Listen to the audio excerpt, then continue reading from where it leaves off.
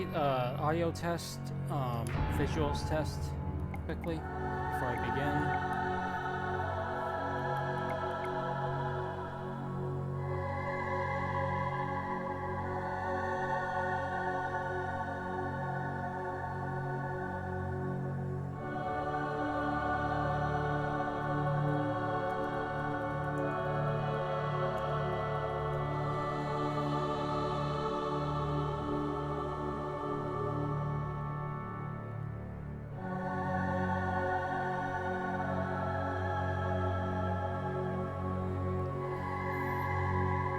Okay, I think we're ready now. Hello everyone, this is Gundam Ace, aka John Hooper, and I'm here to continue with my stream of Secret Game Killer Queen. Last night we had a bunch of technical issues that, long story short, popped up because the capture card was confused and thought that there was a non-streamable game playing at the moment, so I had to do a bunch of trial and error to reset the whole thing and get it working again. And then had some few technical issues, so I was kind of off my game then, so I ended the stream early. So to make up for that, I'm starting the stream early today, making a double feature, although I'm planning to go until 9 or maybe 10 p.m., although I am planning to take a break probably around 7:30 for dinner, about an hour long I'm guessing, and I'll head back. So we're going to start off not where we left off yet last night, but where we left off the night before, because I just wanted to redo that part now that I have all the tech issues resolved. So just a recap of the time before that. That time, Tezuka and this mysterious girl both apparently killed each other, and Tezuka, or the girl, apparently had the Joker, and so it got destroyed as well, seemingly dooming Fumika. Then the group went up to the 5th floor, but thanks to a trap by Nagasawa, Fumika was killed by a landmine. And Soichi almost lost himself, but thanks to Sakumi, he managed to get himself back in the order. And then, just when they were getting pinned down by Nagasawa, Takayama came in and saved them of a hand grenade, of a smoke grenade. And then, Reika showed up and killed Nagasawa with a grenade. And she herself seems to be, going a bit off the deep end, so yeah, that's not looking good. But yep, that said, we're going to continue where we left off, and here we go.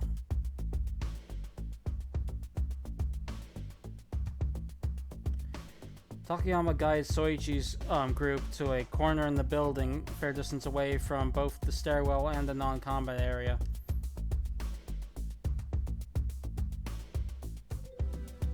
There was a room at the dead end of the hallway, but Takayama had brought several things from this floor to create a makeshift base there. There was a barricade made of furniture stacked up in front of the door.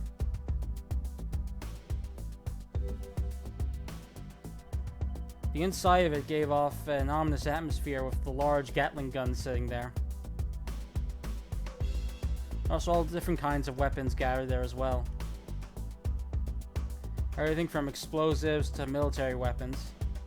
There was also food, medical supplies, and various tools. You even got one of these too. Soichi was rendered speechless by the rocket launcher and the Gatling gun he saw. He'd been surprised by the landmine that Nagasawa had used too, but this went far beyond that. I found them I found them upstairs. Huh? Wait, then he went to the 6th floor? Ah. Yes. Takayama nodded. So I just brought the weapons back down here. Why is that?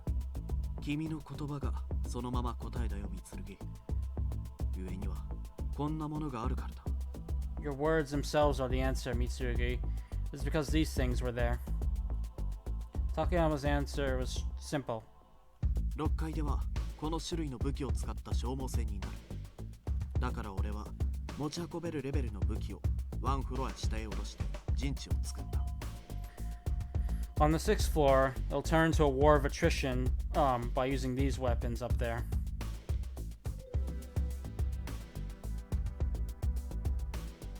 So I brought the weapons down to a floor and created a base here.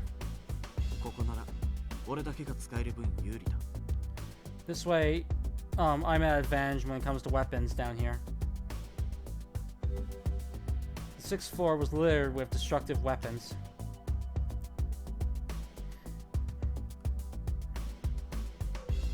From explosives to Gatling guns, they were filled with weapons far too large scale for a battle between people. Staying on the 6th floor would mean having to fight against these. To avoid that, Takayama had brought them down one floor. エレベーターは昨日吹っ飛ばした。もうこのフロアに6階にある武器を運ぶ方法はない。 I destroyed the elevator yesterday. There's no more any way to bring down weapons from the 6th floor to this floor. A Gatling gun and a rocket launcher were too heavy for one person to bring alone.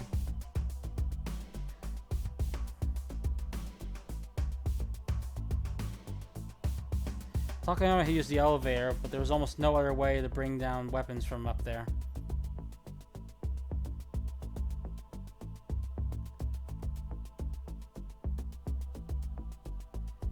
So he decided to use them on this floor. そしてこのフロアの武器だけではこのバリケードを抜くことはできん。 Furthermore, the weapons on this floor can't penetrate this barricade. Takayama tapped the body of the Gatling gun. It made a heavy metal clunk as he did, attesting its power to Soichi. True, this Gatling gun and that rocket launcher would be more than a match than for any other weapons anyone would bring to fight them. So that's why he brought him here? そうだ。ここが侵入禁止になるまでの残り時間があと9時間と少し。 That's right. There's just a little over 9 hours until this floor becomes a forbidden area. Just then everyone's PDA's alarms went off. The 4th floor has become a forbidden area. That was what the screen said. このフロアにいられる残り時間は9時間。とはいえ、それまではここは安全ということになるな。We have 9 hours left where we can stay on this floor. However, that means we're safe here until then. But are you sure it'll be 9 hours?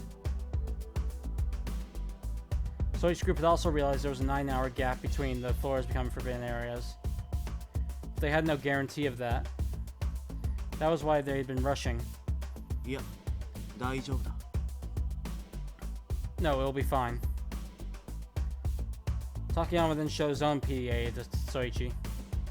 残りは9時間で間違いない。 I'm sure there's 9 hours left. Oh.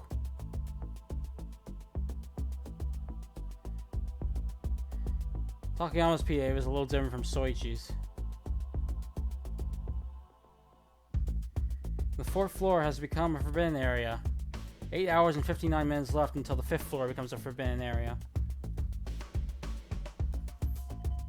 His PDA had a countdown that showed when the next forbidden area would be active. 敵は残り2人。例の少年か、あのワンピースの女性か。どちらかが死んだはずだ。 We have 2 enemies left. Either that boy or that girl in the dress died. そして我々は4人。 Should have died. ここなら守るにはたやすい。後になって6階上がることもな。 And there are 4 of us. Here it'll be easy to protect us. We'll just go up to the 6th floor later when we have to. It seemed that Takayama had caught sight of Reika before he'd saved Soichi's group. In other words, except for Goda, everyone was around this area. The survivor count had dropped to 7 after Fumiga's death, followed by 6 shortly after Soichi's group had left the stairwell hall. Unless Goda had gotten caught in a trap somewhere and died, that meant that either Reika or Nagasawa had died. 安心していい。ここは安全だ。Relax, it's safe here. Okay. Soichi had been hastily trying to get upstairs, but Takayama's words finally clicked with him, and he breathed a huge sigh of relief.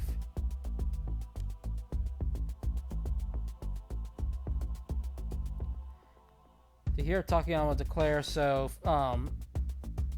positively that they were safe, oddly enough, gave Soichi a sense of relief. みつるぎさん、高山さん、そろそろ食事の準備ができますよ。Mitsuruki, Takayama, food's almost ready. Sakumi then came out from the room inside the barricade. She and Nagisa had been preparing food inside. すまない。こっちに持ってきてくれるか。一応見張りはしなければならないからな。I'm sorry, could you bring it out here? I need to keep watch for now. そうですね。わかりました。用意できたら持ってきます。Oh, right, I understand. We'll bring it out here when it's done. Sakumi then gave Soichi a look, smiled at him, and went back into the room. 君は心配性だが、女性陣はタフなようだな。You're a worrywart, but it seems the women are tough.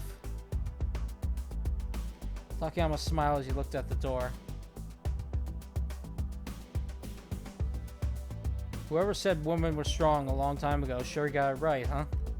まったくだ。 You can say that again. Soichi and Takayama looked at each other and smiled wryly at each other. すると、ジョーカーはすでに壊れている可能性が高いということか。So you mean there's a high possibility the Joker has already been destroyed? Yes, that's what I think. Soichi's group exchanged information with Takayama. They were explaining everything that... Soichi was explaining to Takayama everything that happened to him up till now. He just got up to the part where Tezuka and the girl had killed each other. And he also mentioned how the number of casualties didn't match up with the number of PDAs Tezuka had. It was for that reason they believed that the Joker was likely already destroyed. とはいえ、残る二人とは会わねばならんな。君たちの言う通りだとしても、この時点で博打は打てん。Even so, we have to meet with the other two. Even if what you say is true, I can't take any risks this late in the game.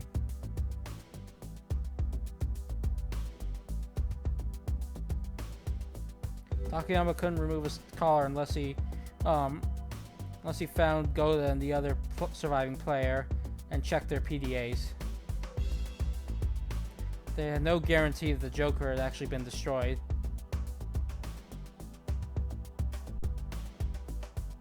And so it was too dangerous a risk to assume.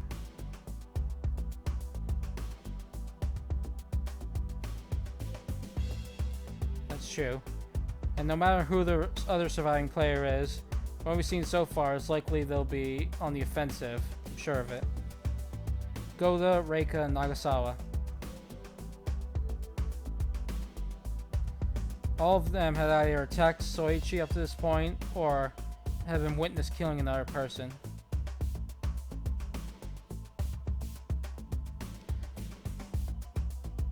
In order to remove their collars, they'd have to face off with them sooner or later. 戦わずに済むといいですね。 It'd be nice if we'd end this without fighting. Sakumi stopped eating and said that, sitting next to Soichi. 俺も銃で撃たれるのは好きじゃないな。I'm not a fan of getting shot at either. Takayama agreed. Soichi and Nagisa also felt the same. But they were all fully aware that it was too thin a hope.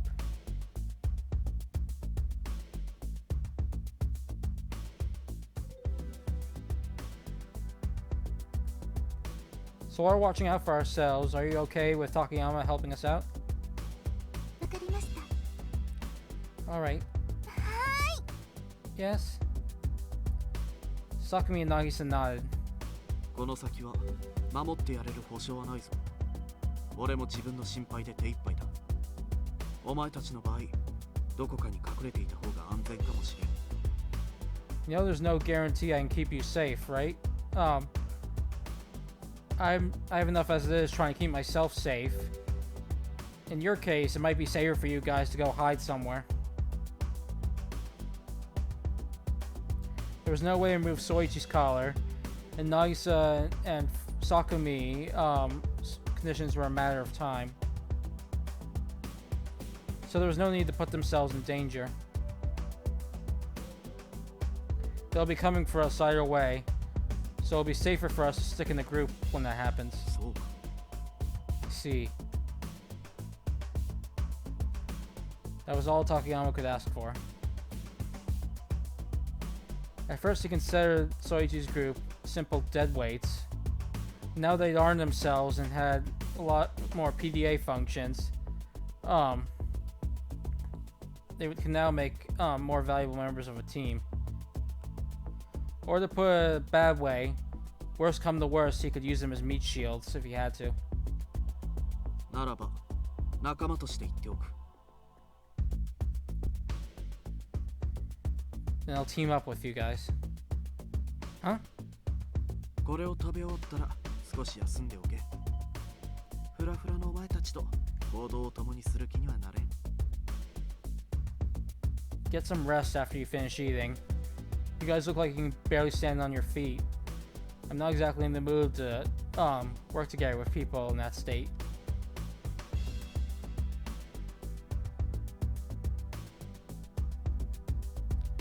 Takayama pointing to the food that Sakumi and Nagisa had prepared while saying that with a dead serious face. 時間は十分にある。 We have plenty of time. Alright, we'll take you up on your offer. Okay. ーい。 Okay. And so the group was finally able to take a breather. Just clicking a quick save. Okay.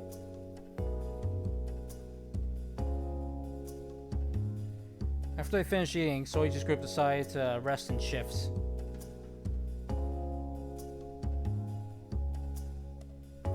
Takayama still had plenty of energy to spare, so he was going to take the first watch, while Soichi, Sakumi, and Nagisa would rest in the room. They would switch the watch in 2 hours. Until then, the three of them could rest. There were 6 hours left until the fifth area became a forbidden area. They couldn't rest that long, but it's true that they needed to get whatever rest they could. Soichi, Sakumi, and Nagisa have been moving non-stop since this morning. What's more, so much had happened to them in between that they hadn't had any time. Their minds hadn't had any time to rest either. They were almost at their limits. 高山さん、信じて大丈夫でしょうか。 Is it really okay to trust Takayama? Sakumi muttered that. Soichi was the only one near her. Nagisa was cleaning up the remains of their dinner a distance away.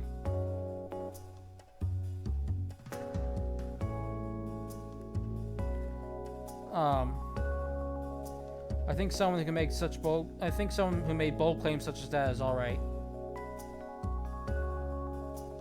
In that sense, I might be the dangerous one here, Sakumi. You have no idea what I'm actually thinking, do you? そんなに隠し事が得意なつもりなんですか？ Oh my, are you really that good at secrets? Sakumi wasn't fazed by Soichi's words. 私にはちゃんと分かってるんですよ。あなたが他人を裏切れるほど強くないってこと。I I know you're not strong enough to betray others. Sakumi rested her chin on her knees as she looked at Soichi and smiled. I'm no match for you, am I?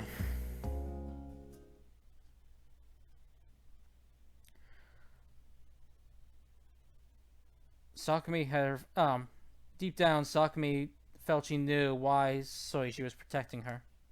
それに私三剣さんになら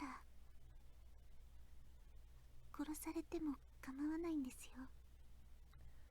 Also, I wouldn't mind dying if it was for your sake. What do you think you're saying, Sakumi? You can't just say something like that. Sakumi smiled and continued smiling. She expected Soichi would say something like that.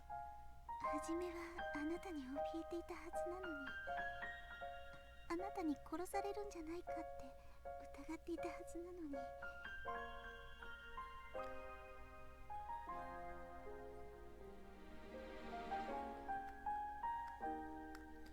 I should have feared you at first. I should have doubted if you would kill me or not. それなのに今あなたの手にかかることを望んでる。こんなのおかしいですよね。私もそう思います。 And yet now I just want to be useful to you. It's weird, isn't it?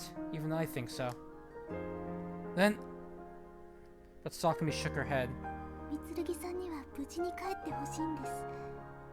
あなたは私の信じたことを同じように信じてくださいました。 I want you to return home alive.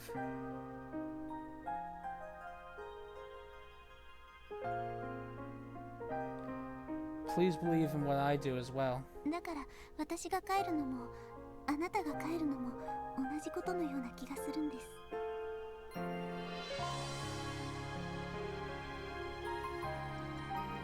That's why I believe that it doesn't matter where you or me makes it back alive. It's still not a reason for me to kill you.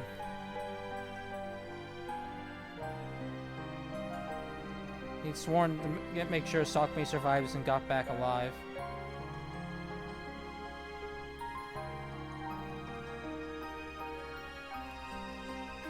If there was equal value in either of them living, then Soichi had no reason to kill her. 私には生きて帰ることを望んでくれている人はいません。三剣さんのように会いたい人もいません。だからあなたが帰るべきだと思うんです。 There's no one who wishes for me to come back. There's no one I wish to see either, unlike you.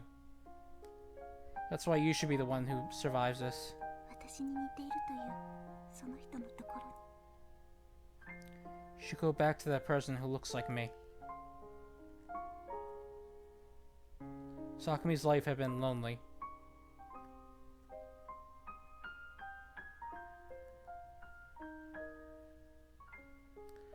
Her family had broken apart, and she'd been raised by one relative after the next.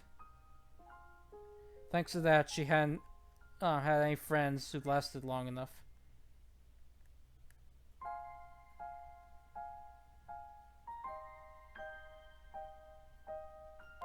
She didn't have the drive to help strangers like Soichi did.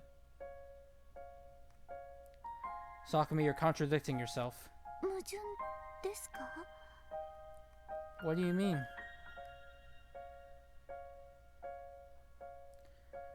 Sakumi was confused by Soichi's smile.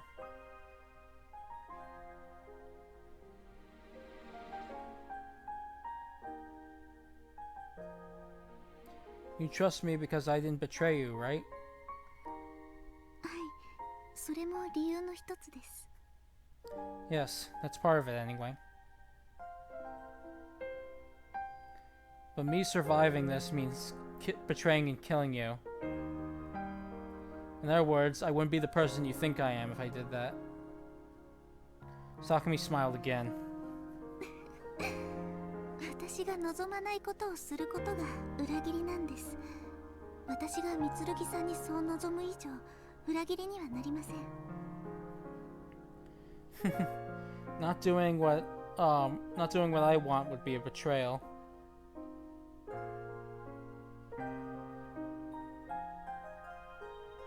So if I want that from you, it wouldn't be a betrayal at all. You're wrong about one thing. 間違い？ And that is? You said no one's wishes for you to go home, right? それは事実です。 Yes, that's a fact. Sakumi nodded with a subtle expression.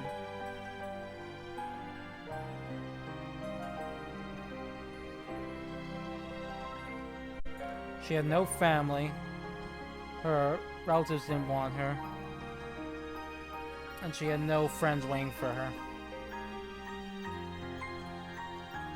It was a fact that she had no one to come back home to. That's where you're wrong. Gravely wrong. Soichi stared at the ceiling as if he was embarrassed by something. Even if you don't have anyone else, I want you to survive and go home.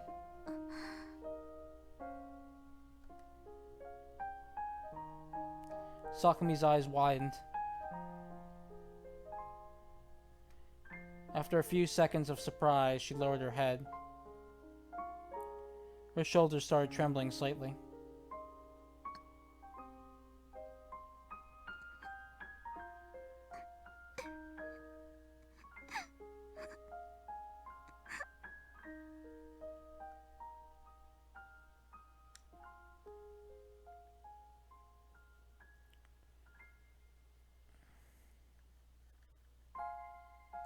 You've only convinced yourself that no one wants you.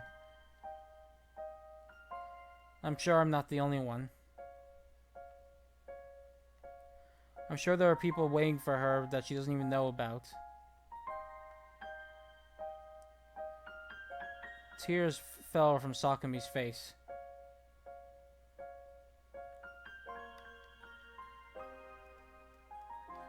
They fell on her on the concrete floor in her hand, back of her hand. Why? Her feeble voice was sad. 私たちはどうしてこんな出会い方をしてしまったのか。 Why did we have to meet this way?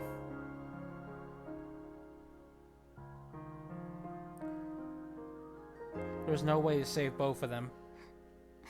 二人で帰ることができたならどれだけ幸せだったでしょう。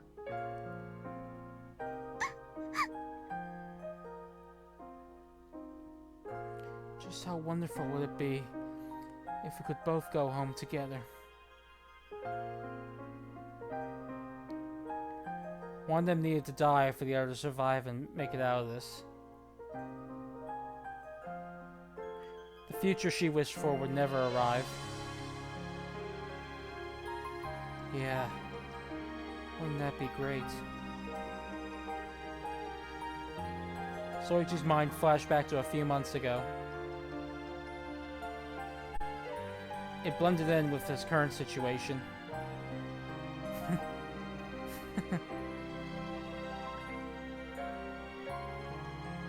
Tears started to pour out of Soichi's eyes.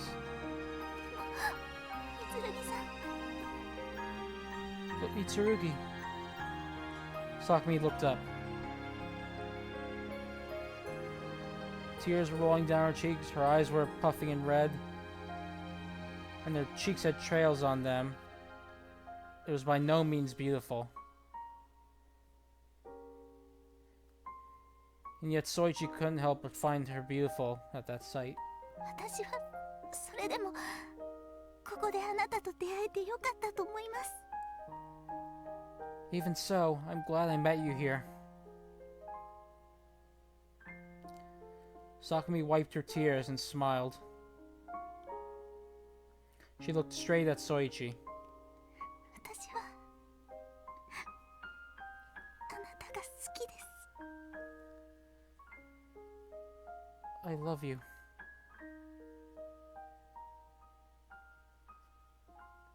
Her face was very beautiful and had a look of bliss upon it. 宗一くん、さくみさん。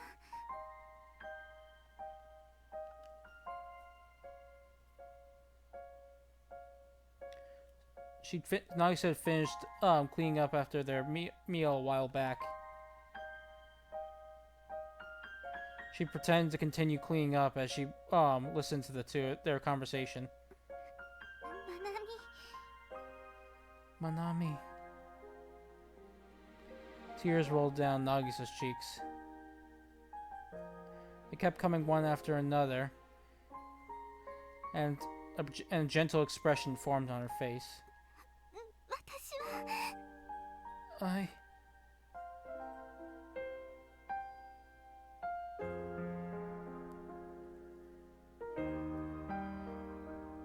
Nagisa could barely speak. Tears and sobs were coming out of her.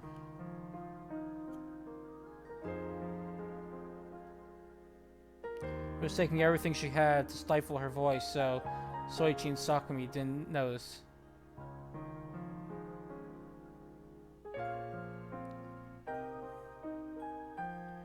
If I trusted her like Soichi and Sakumi, would we both still be alive right now?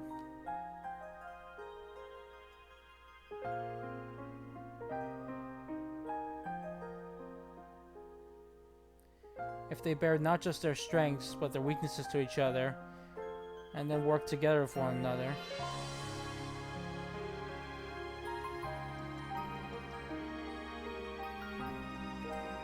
Nagisa turned around to find Soichi and Sakumi were both crying as well. Those tears were surely a sign of their trust in one another. The two of them will definitely continue to trust each other to the very end. Those two will accomplish what the two of us couldn't. Nagisa wiped her cheeks and wiped her tears and slapped her cheeks. I'll believe as well. I'll put my faith in them. If I do, then... よし Okay. Her usual smile then returned. 宗一くん、なーにさくみさん泣かしてんの？ Soichi, why'd you make Sakumi cry over now? She then said that in a loud voice and ran right over towards the two of them.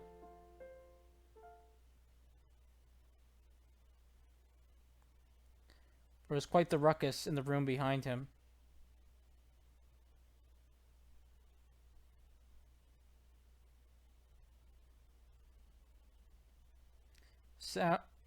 Those pleasant sounds reached Takayama as he remained on watch. まったく Good grief. Takayama said that without turning around.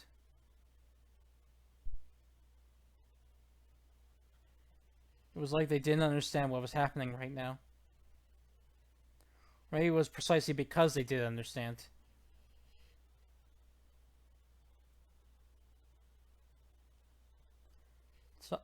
Takayama thought the chatter of the boy and girls behind him didn't match the situation at all. 調子が狂う It's crazy. Takayama said that with a troubled look. But in reality, it was just an act. There was no actual troubled look to be found anywhere on him. As proof of that, his lips curled into a smile.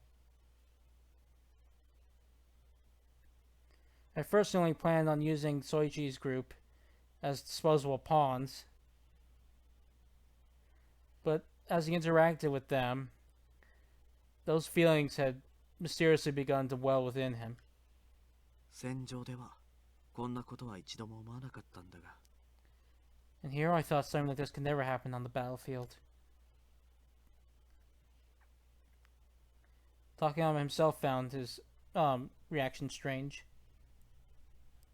but found it by no means unpleasant. That in itself was also a wonder. Whoa, Nagisa, what are you doing? だって宗一くんもさくみさんも大好きなんだもん。 That's because I love both of you guys. That's not a reason. The ruckus continued.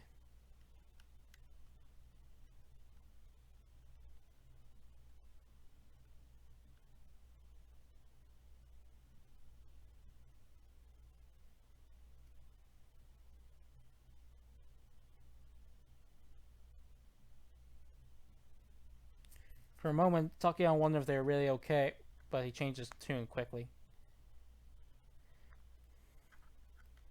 This is also a way to rest. Takayama smiled again and lit a cigarette.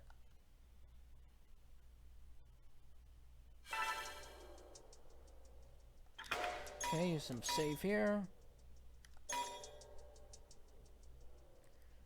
Reika's coming this way? Ah, Yeah.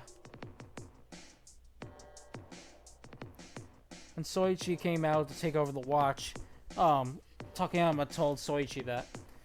通路の角にちらっと見ただけだ。間違いない。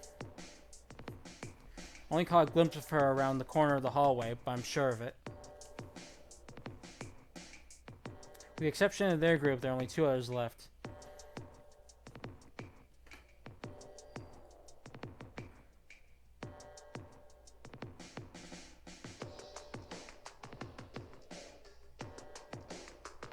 Since he lost sight of Nagasawa and Reika around the time that Fumika had died, one of those two, it seemed like, based on time, that one of those two had to have died.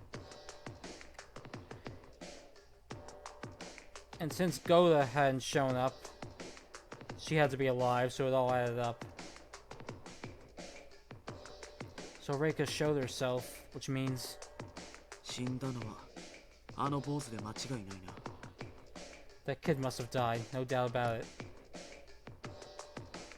So what's Reika doing?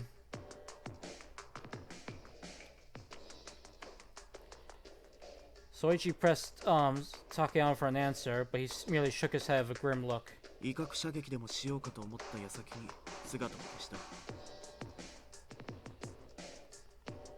Hold on a second.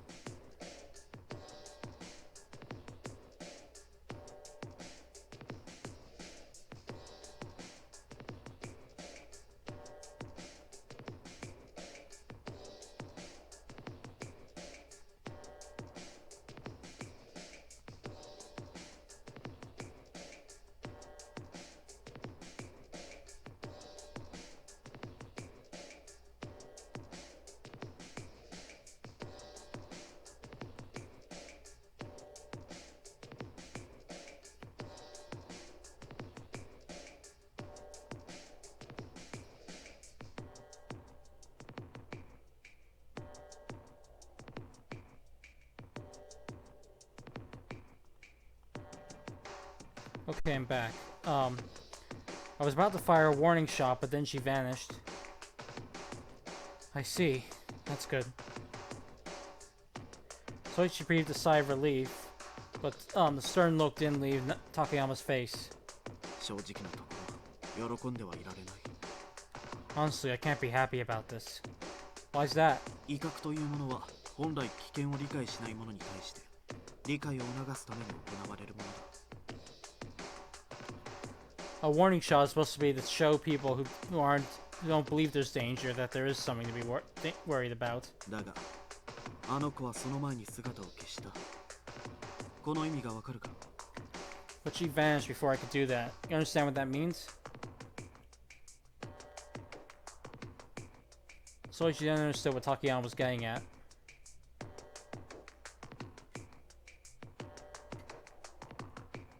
She knows what she's up against then? そうだ。ここに敷かれているバリケードのことも、据え付けられた銃のこともきちんと分かっている。 That's right. She knows all about the barricade and the guns we have set up here. その上で、彼女は姿を消した。彼女は冷静だ。 What's more, she vanished on top of that. She's composed. What do you mean? 彼女はこちらと接触する前に6階を調べるつもりだ。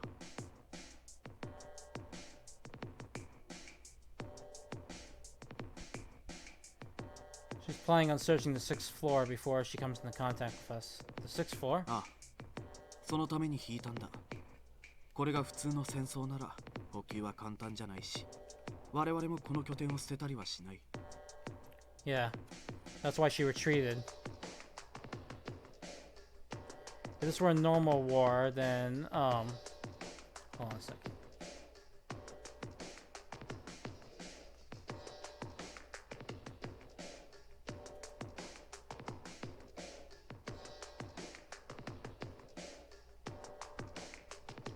Right, if this were a normal war, then, reloading wouldn't be easy. And we have no intention of abandoning this point.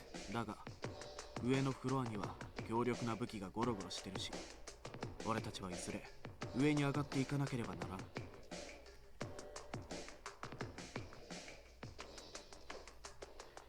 But the upper floor's got plenty of powerful weapons lying around. And we'll have to go up there ourselves eventually. Oh. So she finally understood why Takayama looks so stern. Reiko's playing the fight. And then she realized with a glance that she was at a disadvantage in terms of fighting strength here, which is why she had gone up. She wasn't being reckless at all. She calmly made her choice.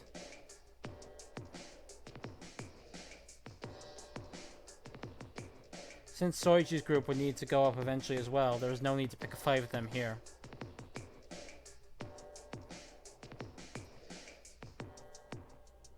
If she went upstairs, she could get her hands on more powerful weapons, and she could wait in ambush for Soichi's group.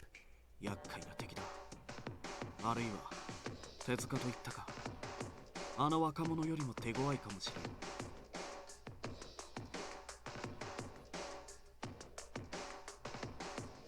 She's a dangerous enemy. She might be even more formidable than Tezuka.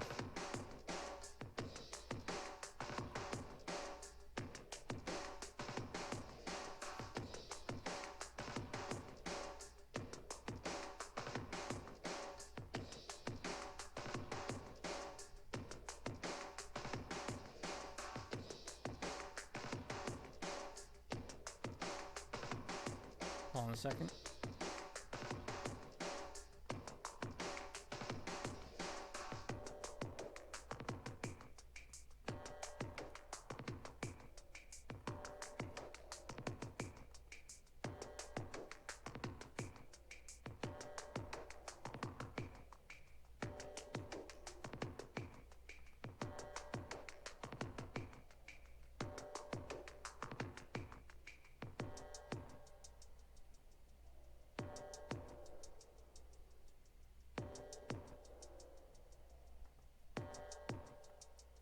Okay, person he didn't want to make an enemy of was someone who wouldn't pointlessly fight to the end and fought with a cool head. Takayama knew that well from his long time living on the battlefield. だが、逆に言えばこれでしばらく安全だ。もう一人も6階に上がったまま降りてくる気配はない。しばらく休ませてもらうさ。 But on the other hand, that means we're safe here for a little while. The other one's up on the 6th floor and is showing no signs of coming down. We can rest here for a while. Takayama grinned at Soichi and stood up. しばらくここを頼む。俺は少し休んでくる。 Take care of this place for a while. Let me rest for a bit.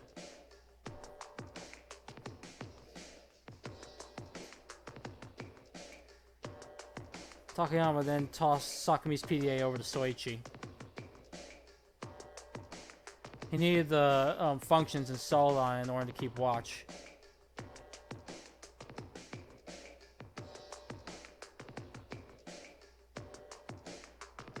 Just then, Sakumi and Nagisa appeared from within the room.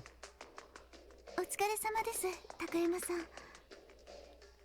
Thanks for your hard work, Takayama. おはようございます。そしておやすみなさい。 Good morning and good night. あ Yeah. Takayama gave them a wave and took their place inside the room. そうですか。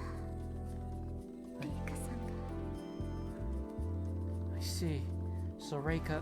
じゃあ長澤くんは死んじゃったのかな。 Is Nagasawa dead?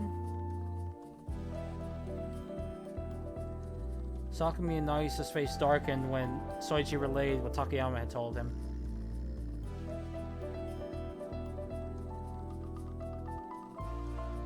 Then slowly approached Soichi.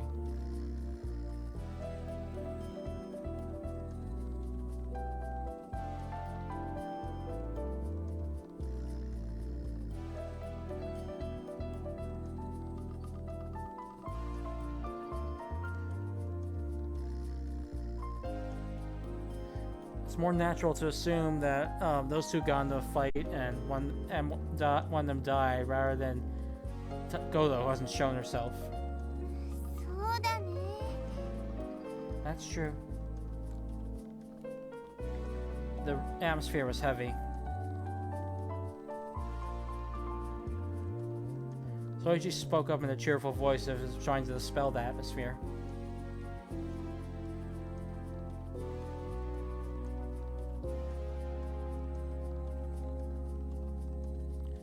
So by the way, you guys can cook, huh? Soichi didn't want the two of them to look so gloomy. Huh?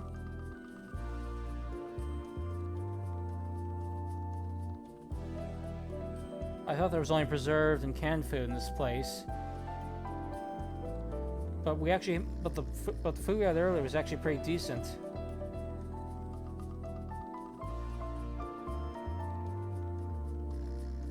Nagisa then proudly smiled and wagged her finger. ちっちっち。それがお料理の奥の深いところなのです。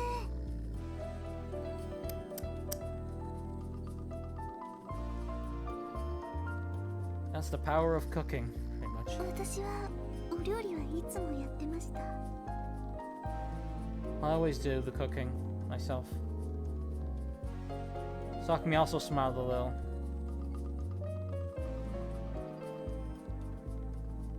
There was also a hint of sorrow also blended in with it. でもこんな風に大好きな人たちに食べていただくのは初めてです。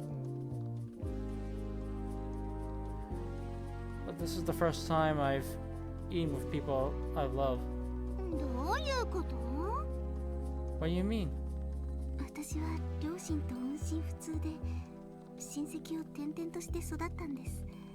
だからそこで料理係とか掃除係とか家事だけは上手くなりました。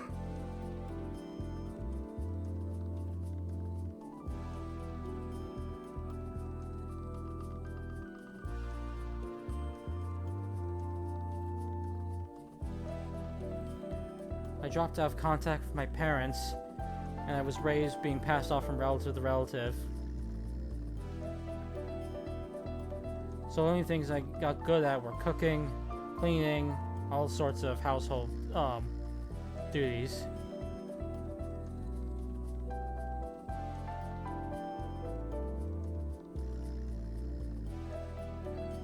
Sakumi smiled wryly. Then for some reason, Nagisa took up an imposing stance and pointed right at her. 甘い。 You're too naive. Sakumi looked confused when she heard that. お料理の世界はそんなに甘いものじゃないのよ。 The world of cooking isn't that soft a place. Okay. そんな心のこもっていない料理ばかり作っていたら技術までこもらなくなっていくのよ。 You won't pick up on anything if you cook with no love in it. いずれ美味しいご飯が食べられなくなっちゃうんだから。 Eventually, you won't be able to eat any good food again. Nagisa was getting oddly worked up for once. That conveyed just how serious she was about cooking. いいさくみさん、帰ったら私と猛特訓よ。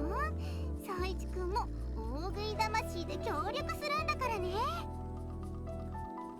Listen good, Sakumi. Once we get back, I'm going to put you through the ringer, a training course of a lifetime.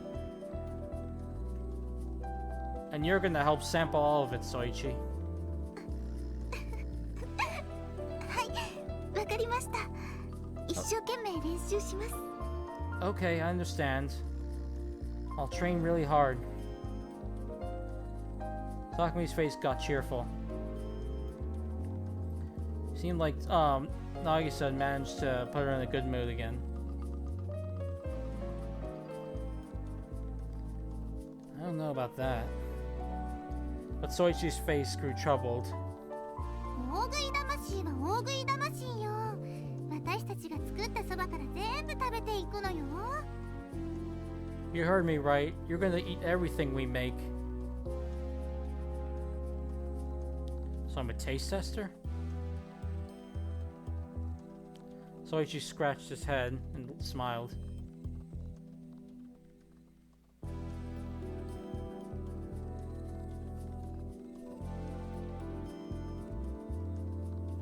Just then, he noticed that Sakumi was rubbing her eyes even though she was smiling.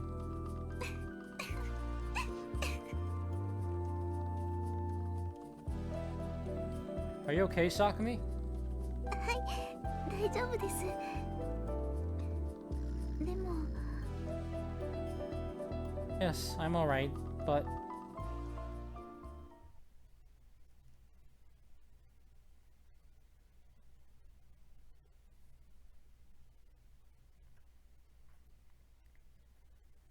Sakumi then stopped herself, looked at Soichi and Nagisa's faces, and then spoke.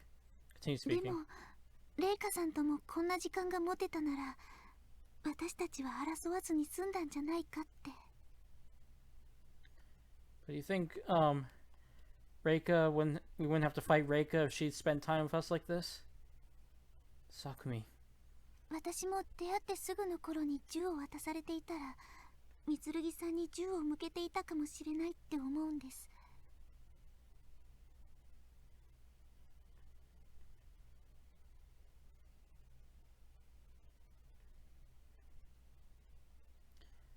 If I'd been given the gun shortly after I met you, I might have ended up pointing my gun at you too, Mitsurugi. だからレイカさんもそうなんじゃないかって思って。 So I was wondering if it was the same for Reika. I had time to learn about Mitsurugi. The same went for Nagisa.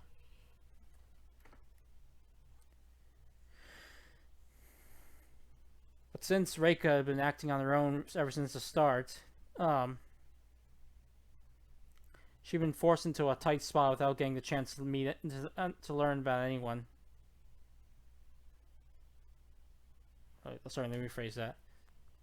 But since Reika had been acting on her own from the very start, she ended up doing something she could never take back before she ended up learning about anyone. Those thoughts were evident in Sakumi's eyes. When he saw that, Soichi felt it really was fate that he met Sakumi here. 三剣さん、なんとかレイカさんと話ができないでしょうか。お話さえできればいずれ分かってくれるはずだと思うんです。 Mitsurugi, is there any way we could talk things out with Reika? If we just talk, I think we can eventually come to an understanding. That was a dangerous proposition.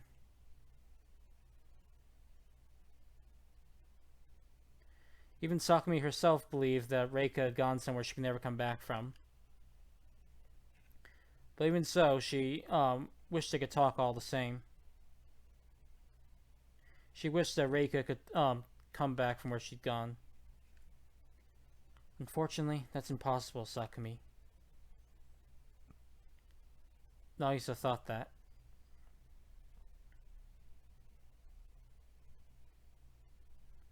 Nagisa couldn't turn back. Nor could the one who had been important to her. That was why she'd given up on Reika. Let's give it a try. But Soichi hadn't given up.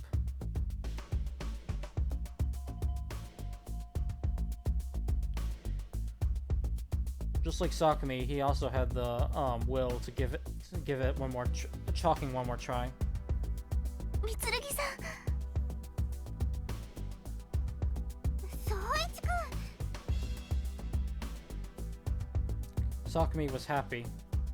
Nagisa was surprised. Their emotions were the polar opposite of each other. 危険よ、ソイチ君。相手が完全武装なのは分かってるでしょ? That's dangerous, Soichi. Don't you understand that she's fully armed? I do. Soichi was well aware of that. But I'd like to try talking to her one more time all the same. If I do it by myself, then there will be no harm done to anyone. ダメです。 That's out of the question. Sakumi took Soichi's hand. 私も一緒に行きます。 I'm going with you too. It's dangerous, Sakumi.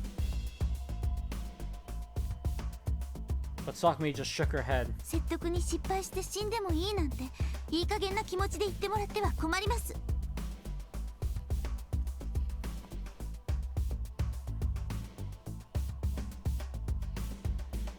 You can't just go in there half-hearted thinking that it won't matter if you die if you fail to persuade her.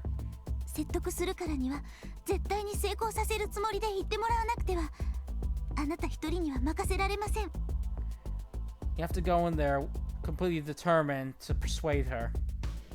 I can't leave you to do this on your own.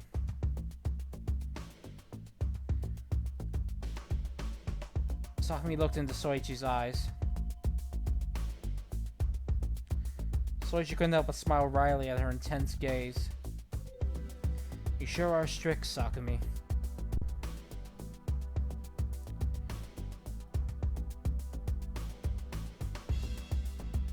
But he found her reliable because of that. あなたがずるいだけです。でもそうはいきません。 You're just being unfair, but I won't let that happen. Sakumi strengthened her grip on Soichi's hand and smiled. わかった。私も協力する。 Alright, I'll help out too.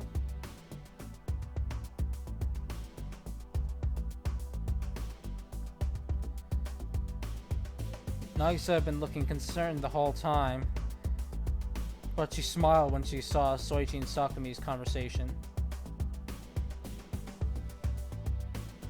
She began to smile wider with a hint of exasperation.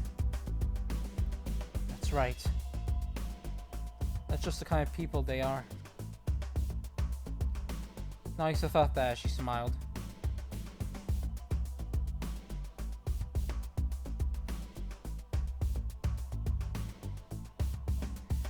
We'll go talk to Yama and tell him that we want to try to convince her one more time. That we want one more chance to try to convince her. はい。 Okay.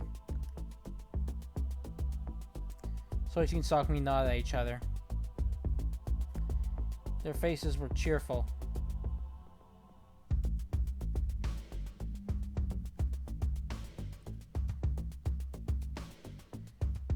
Nagisa believed that she had to protect those smiles no matter what it took. それでは行くとしようか。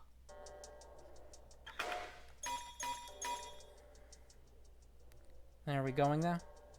Yes. Soichi nodded. Once Takayama had finished resting, it was finally time for them to head up to the 6th floor. レイカちゃん、話を聞いてくれるといいね。 I hope Reiko will listen to us. そうですね。 Yeah.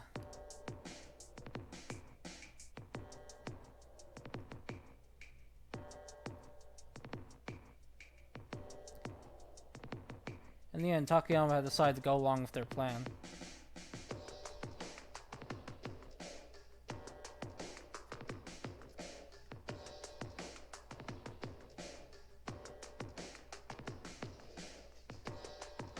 But the reason he agreed wasn't because he because he had the same wish as Soichi and Sakumi, but because he felt that'd give them a better advantage.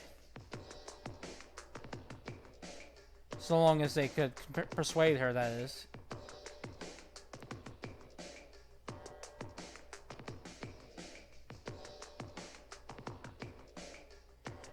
If they failed to persuade her, then he just used Soichi's group as bait while he took out his rifle and shot Reika.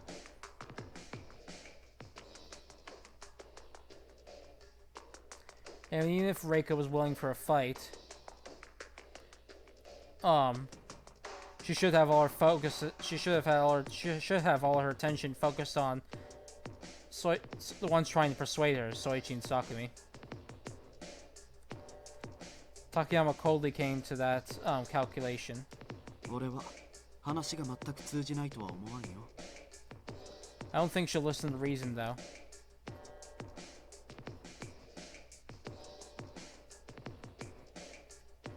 Takayama put his plan together as he told him that. But it wasn't a fact for certain.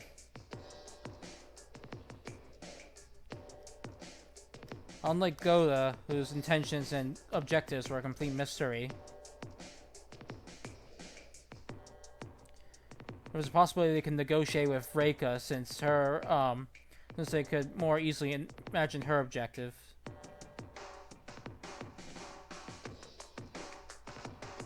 She'd taken the PDAs of those she'd killed. But she'd shown no interests in their collars.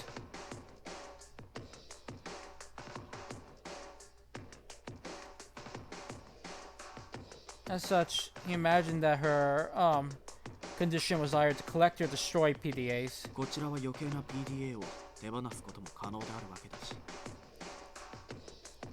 It's possible for us to give her our spare PDAs.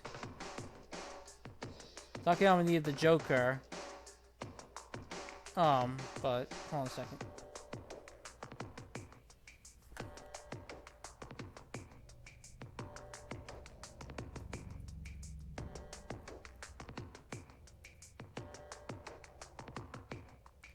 Alright, Takayama needed the Joker, but he didn't have it.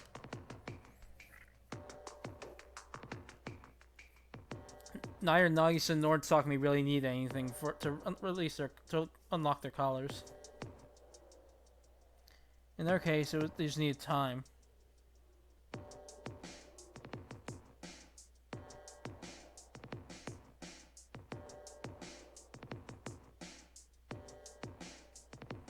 Meanwhile, they had Hazuki and Tezuka's PDAs, and if they just waited long enough, they could also give her Nagisa and Sakumi's PDAs. If it came to it, Soichi could also was also ready to give up his own PDA. The problem is if we can make it safely to the 6th floor.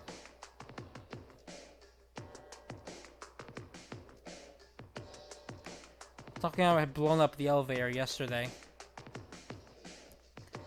Which meant, in other words, the only way to get up there now is through the stairwell. There was only one usable stairwell.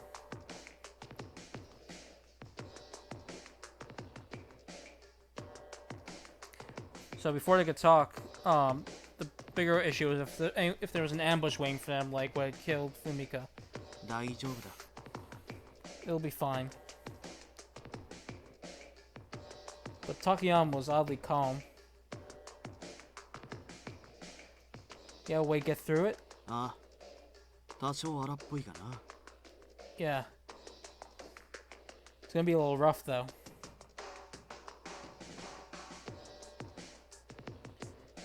Takayama looked like he was enjoying himself a little.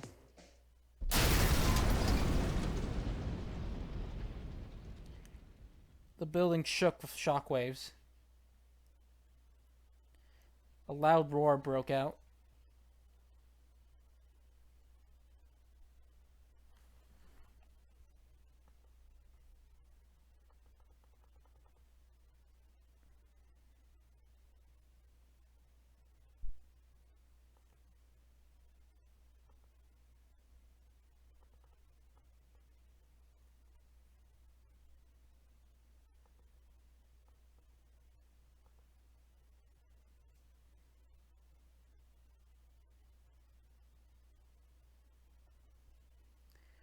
The explosion blast was so powerful that it kicked up the dust from where Soichi's group was hiding and blinded them.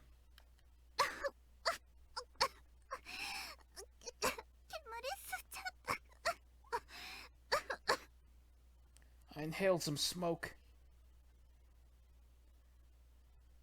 You could hear Soichi could hear Nagisa coughing. 大丈夫ですか？ Are you alright? もうダ I can't do this anymore. You could also hear Sakami's voice. It seemed she was alright. Once he was sure they were okay, Soichi looked for Takayama. Takayama? こっちだ。 I'm over here.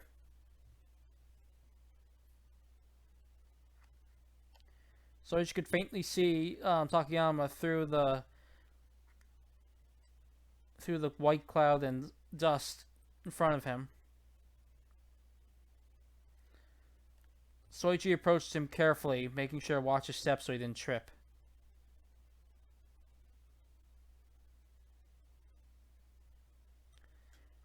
There was stone, wood, and piece of metal lying around his feet. どうやら成功したようだ。 Looks like it worked.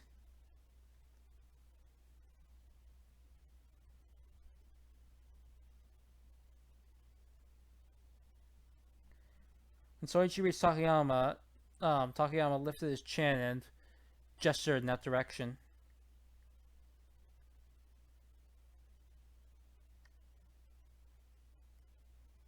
By then, most of the dust had fallen back to the floor, so their vision was starting to clear up.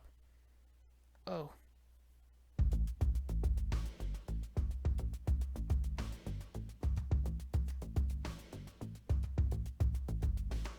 Soichi was looking up at a partially destroyed stairwell. They couldn't use the elevator. There might have been ambush waiting for them at the usable stairwell. So Takayama had used the explosives he obtained to destroy one of the blockades at one of the block stairwells.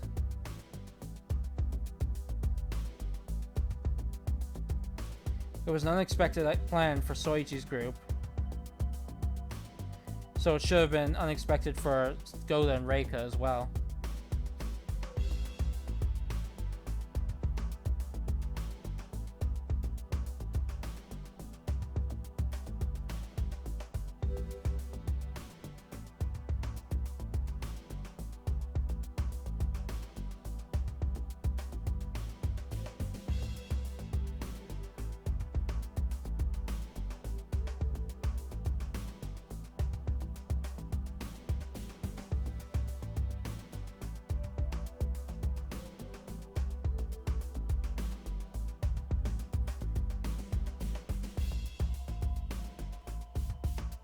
Back.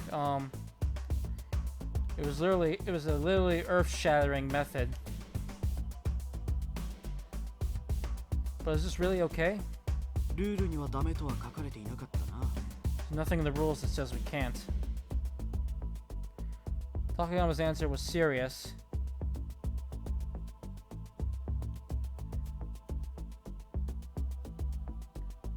But what Soichi was asking was fairly reasonable.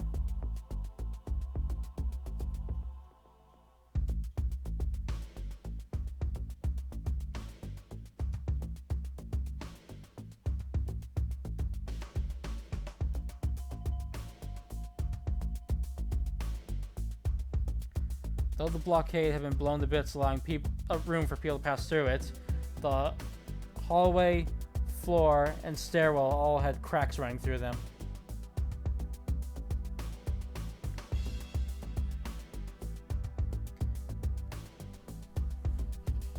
What's more, if they took one wrong step, they could fall right through the floor. ダメだったら爆薬の量を減らして別の場所を吹き飛ばせばいい。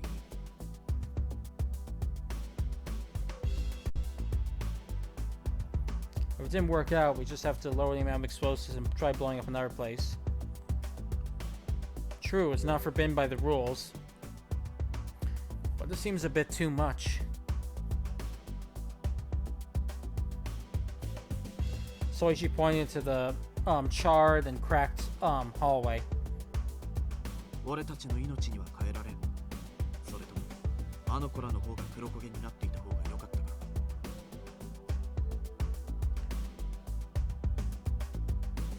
Our lives are irreplaceable.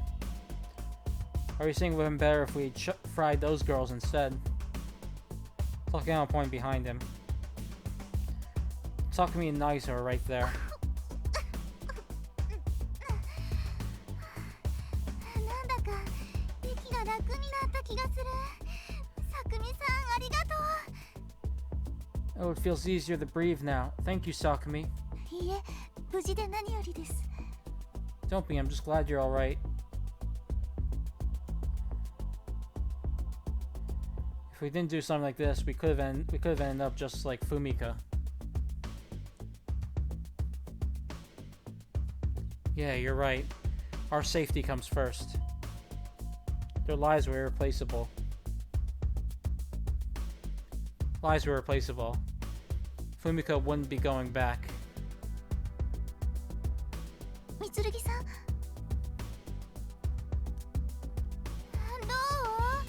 う？登れそう？ How's it look? Think we can go up? Sakumi and Nagisa came up to Soichi. Yeah, perfect. We can get right over this and climb up. 登れなかったら、埃だけ吸わされて大損よ。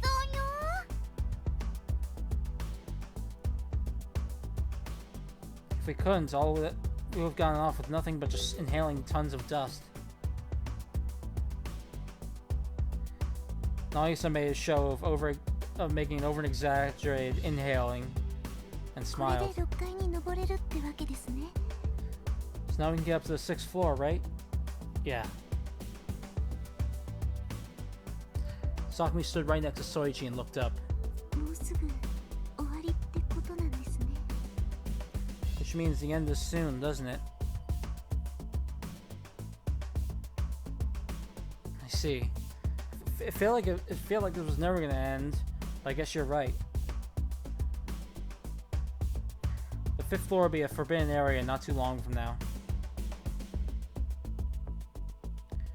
Which meant they only had about 10 hours left in the game. There were 73 hours in total.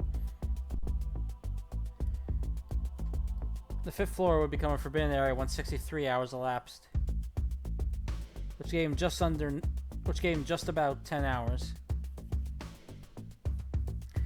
The 6th floor would become a forbidden area at the 72-hour mark. And if they hadn't gotten their collars off by then, they'd activate. And then the game would end after another hour. Mitsurugi will die in just another half day.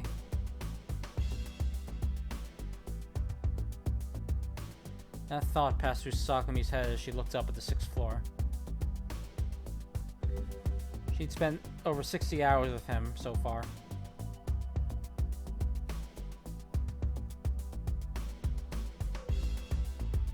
He would die in the near future. Just a little more. It'll all be over soon. But Soichi didn't despair.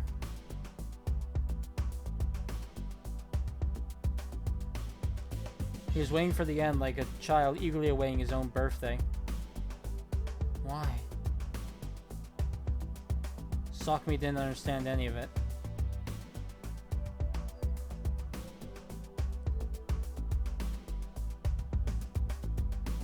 She couldn't imagine what reason he could have had that would not make him afraid of death. さあ行くぞ。あまりのんきにしていては上にいる連中がやってきて、ここに穴を開けた意味がなくなる。 We need to get going. If we stay around here too long, guys upstairs will come over and then there will have been no point to us blowing this hole over here. Sakumi's thoughts were cut off there. Everyone began to move. Sakumi, give me your hand. Hi. Oh, okay. Sakumi snapped out of her trance and took Soichi's hand on instinct.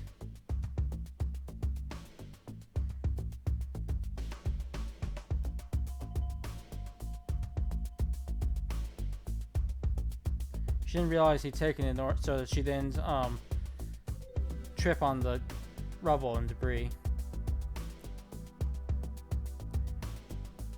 Take your time. Let's not rush this.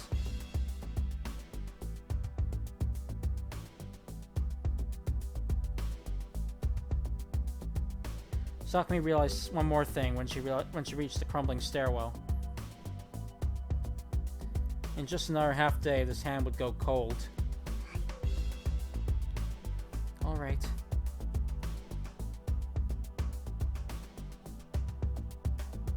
That was why Sakumi tightly held that warm hand.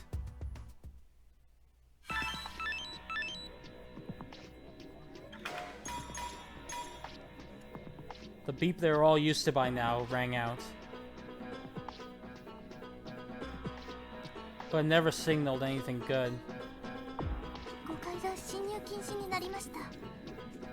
The 5th floor has become a forbidden area.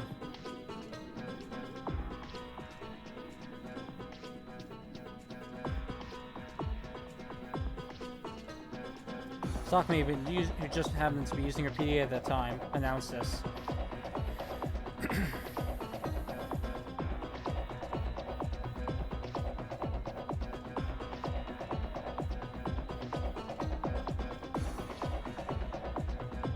Earlier, that announcement would have sent anxiety into Soichi. With the amount of time they had left now, he didn't feel that way at all. The end has finally come.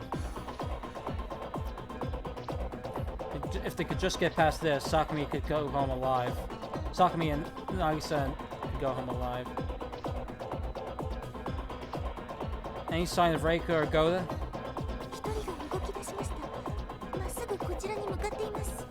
One of them has started moving. They're heading straight for us. That was why Sakumi had been using her PDA. Check the positions of the collars on her map. Mitsurugi, install は済んだか? Are you finished installing, Mitsurugi?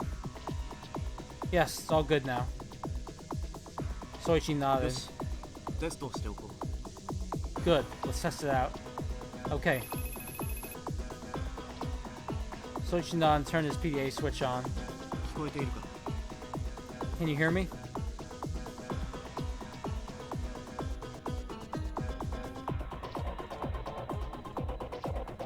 When he activated the newly installed software, he could hear Takayama's voice coming out of his PDA like a cell phone. Takayama was talking to him through his own PDA from a short distance away. Yes, loud and clear. 大丈夫のようだな。 Looks like it's working. Yes. Takayama put his PDA away when Soichi nodded. Soichi quickly followed suit. The two of them installed the network phone softwares that Sakumi and Nagisa had found on their own PDAs. Now they can converse with each other in real time by calling each other anywhere through the building, just like a cell phone.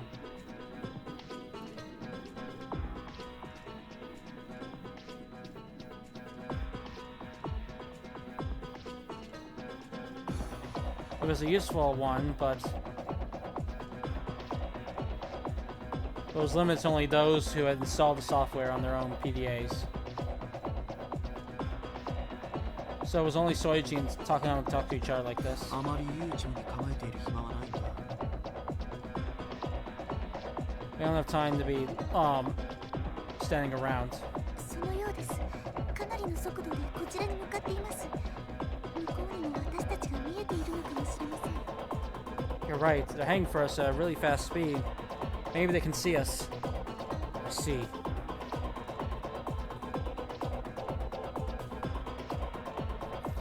And Sakumi said that one of the mysteries that Soichi had in his mind was finally cleared up. He'd been wondering how the people who put them in here were planning to get them to fight each other in a building as huge as this. He figured that in a building this big, if they kept running, if they really tried to run and hide, then they'd never be found. But it was a different story with the software in play. どうするの？ What are we going to do? 作業続行だな。 Hold on a second. Be right back.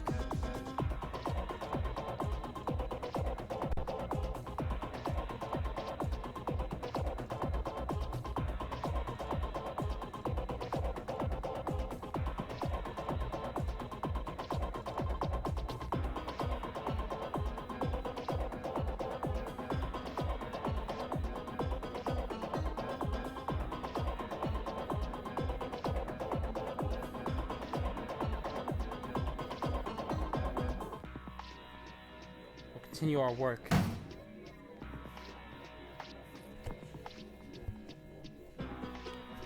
Talking on a pounded on a steel plate that had been blown off during the explosion at the stairwell. He brought it along as a makeshift shield of sorts.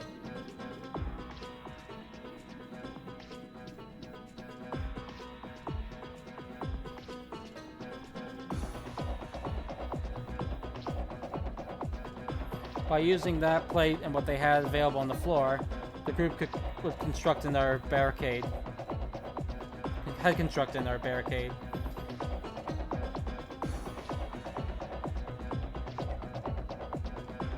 It was much like the other one, a simple structure in front of a room with barricades piled up in front of it.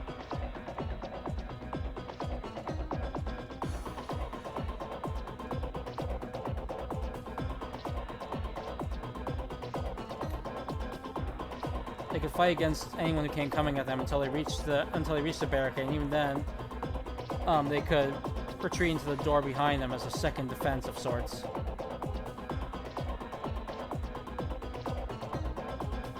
This meant that their opponent would have to clear the barricade first, so this gave Soichi's group the advantage.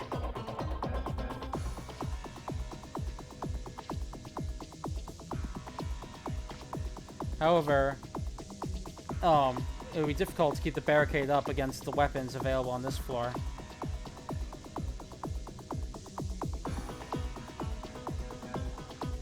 It was doubtful whether it could survive a Gatling gun fire or rifle bullets. And of course, it would provide no defense against a rocket launcher.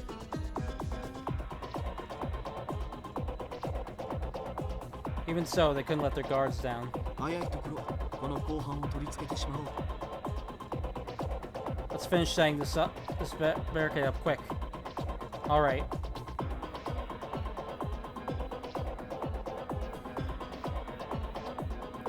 Sakumi watched as Soichi got to work and turned to Nagisa. 渚さん、私の PDA お願いできます？ Nagisa, can you take care of my PDA for a while? いいけど、どうしたらいいの？ I don't mind, but what do you want me to do with it? 時々見て、近づいてくる人の位置を確認してください。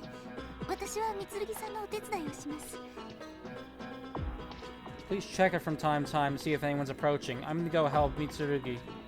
身を守る手段は一刻も早くできた方がいいでしょうから。We need to have a way to protect ourselves as soon as possible. わかった。 Okay, I understand.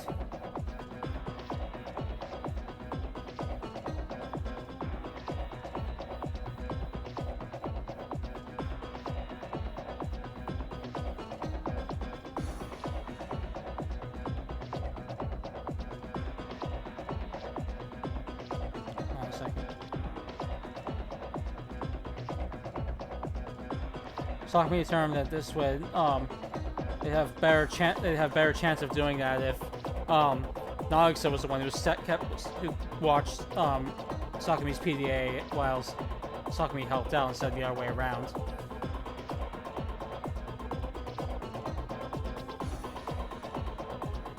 She felt bad thinking this, but Sakumi felt that Nagisa was less suited for quick work than she was. お願いします。 Thank you. 頑張ってね。 Good luck. 渚さんも。 You too. Sakumi gave Nagisa her PDA and approached Soichi at the barricade. I'm gonna be back in like a minute or two. Drink break and.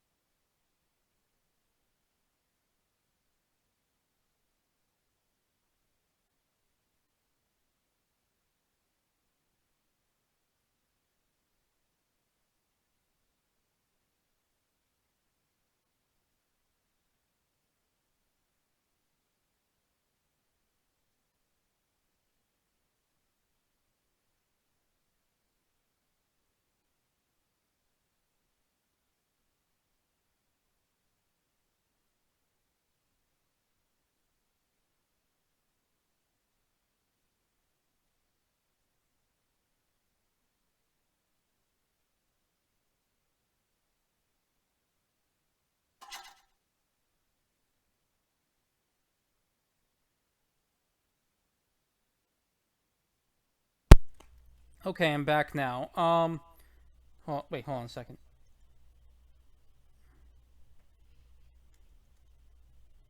Sorry, audio test. There's a weird echo.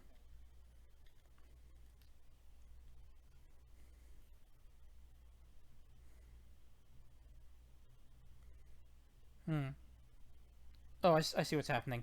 Okay, I fixed it. Yeah, it's okay. I fixed it now.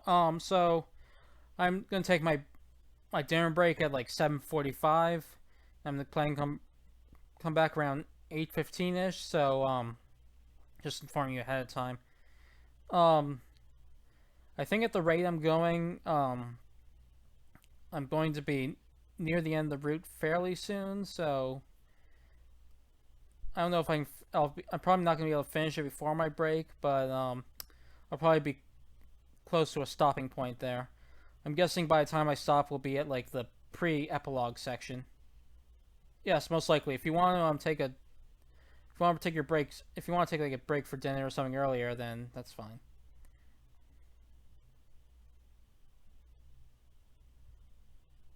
All right, I'm gonna continue now. But yeah, it's 7:45, so at least in my time, so that's an hour and 15 minutes from now. Yes, I do believe I'll be able to finish the route tonight. I probably won't need I'll probably be done around 9ish. I'm guessing, if I get back by 8:15ish, probably 10 if any later. We'll see. But yeah, I'm just gonna continue now.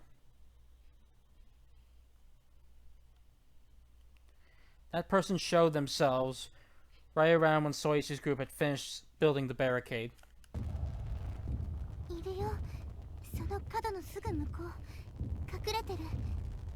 She's there. She's hiding right behind that corner.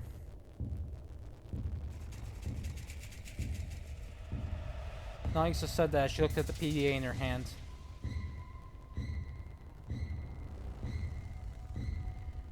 Their opponent was heading straight for them. It seemed they really could see Soichi's group. And they'd stop just behind that corner.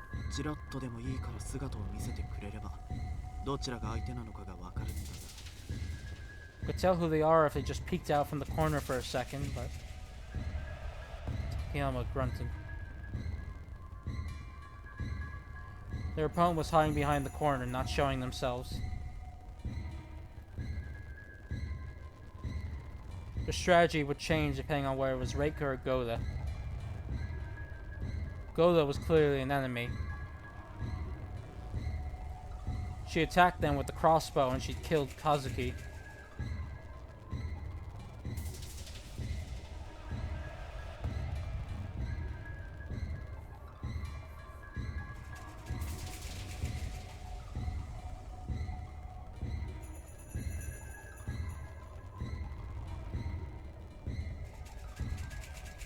So if it was Goda, Soichi's group had no way of avoiding a fight. But they weren't sure about Reika. All they knew is that she was apparently gathering PDAs.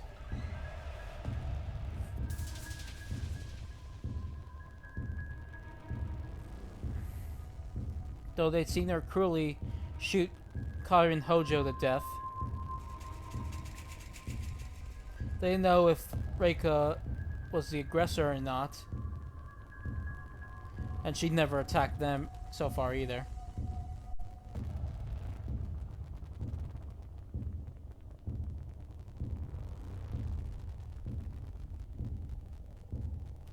Takayama seemed to consider her an enemy.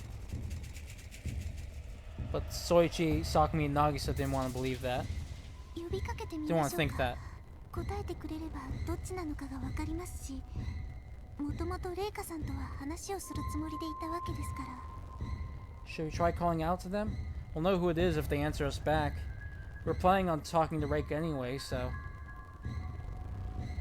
Good point. What do you think, Takayama? 了解だ。 Understood.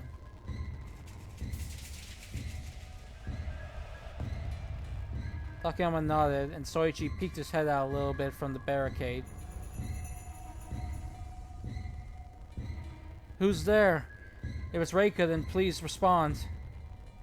We have no intention of fighting you, Reika.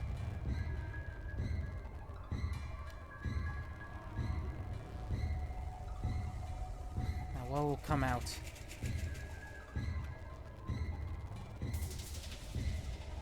Takayama wave of anticipation as Soichi shouted. At the same time, he aimed his assault rifle at the corner.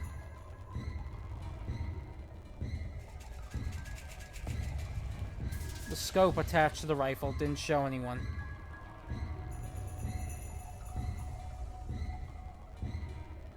He'd shoot them immediately if they weren't Reika. If it were Reika, then he'd wait and see.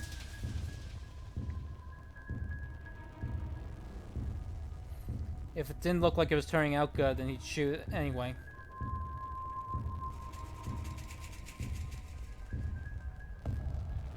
It's not too far away to hit them, but what will come out? 残念ね。私は戦う気でいるわよ。 Hate to break it to you, but I do intend to fight. An answer came from behind the corner. レイカさんです。 It's Reika. Sakumi spoke up. But she kept it quiet so she didn't interfere with Soichi's negotiation attempts. It was Reika who was waiting for them. Soichi nodded at Sakumi and then spoke up again. Reika, we're willing to give you PDAs. We don't need to fight. それを信じろっていうの？冗談でしょ？ Are you telling me to believe that? Are you kidding me? Huh?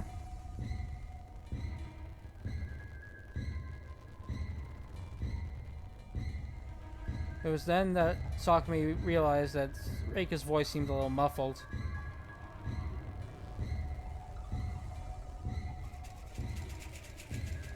It sounded a little lower than usual and echoed.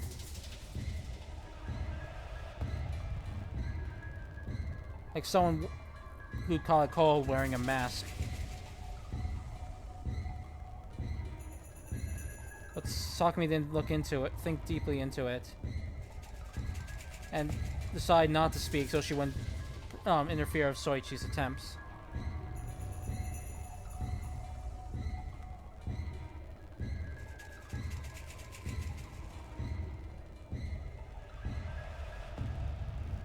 If she told Takayama instead, things could have turned out differently, but unfortunately that she lost that one and only chance. Why won't you trust us? PDA をよこすって言ったわね。 You're saying you'll hand over your PDAs, right? そこにジョーカーが混じっていない保証があって。そうでなくとも賞金のために私を殺さない保証があって。 Where's your guarantee that Joker isn't amongst them? And even if it isn't, where's my guarantee that he won't kill me for the prize money? That's why you're gonna fight us? Because you don't want to die? そうよ。あなたたちは信用できない。だから戦うしかない。確実に生きて帰るにはそれしかないのよ。 That's right. I can't trust you guys. That's why I have no choice but to fight. That's the only way I can get home alive for sure. We're not trying to trick you.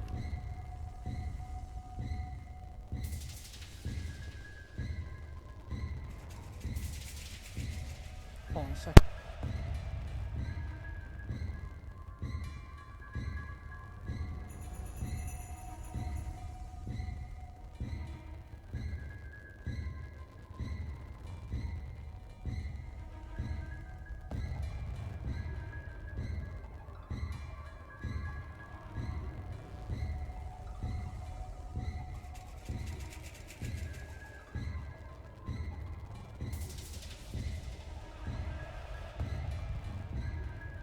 Okay, back. But why? She said she was here to fight, but she hasn't been showing any signs of fighting, of attacking. Oh crap, is she just buying for time? Just when Takayama thought that. もしかしたら三剣、君は嘘を言っていないのかもしれないわね。けど、 Maybe you're not lying at all, Mitsurugi. But even so... Low caliber submachine あ gun. なたたち全員を無条件で信じるほど、私はお人よしじゃないわ。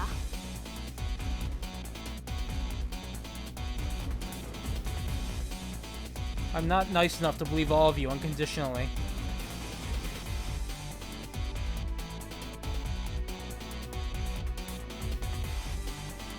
Soichi's group heard that rapid gunfire. Loud, shrill rapid gunfire coming toward them.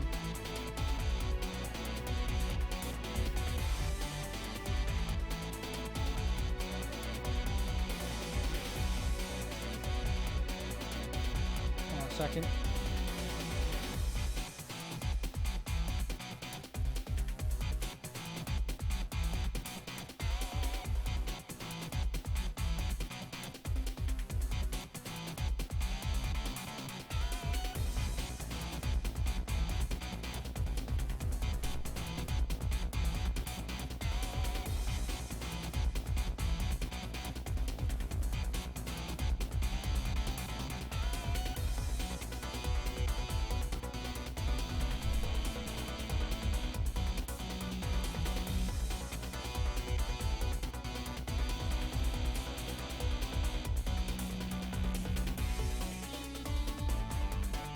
The sun star of the bow decide everything in an instant.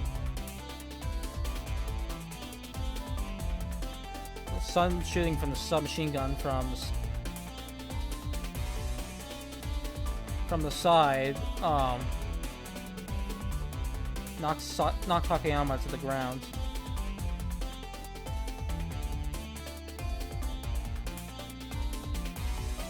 He assumed there was only one enemy, so Soichi's group had only been facing the front. That's why they'd fallen for the trap. So she brought something like that out too. Takayama saw it as he lay on the floor.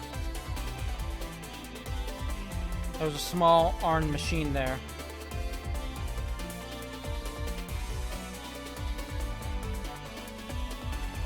It surveyed its surroundings with a camera and sensors poking out of it.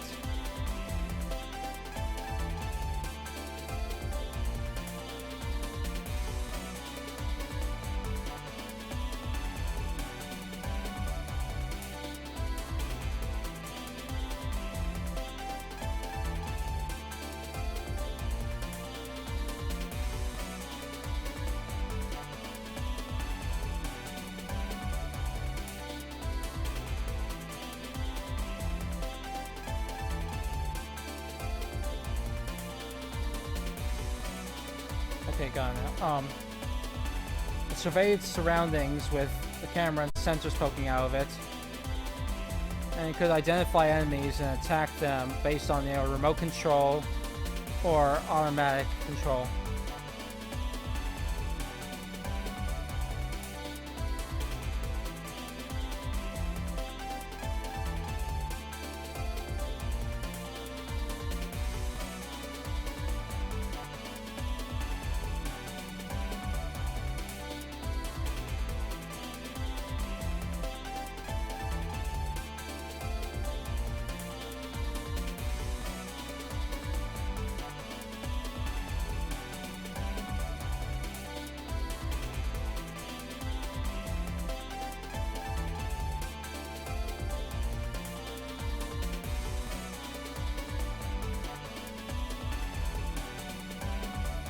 They were the first manufactured combat robots used on the battlefield. Life 1. Reika thought that as she checked her PDA after Takayama fell.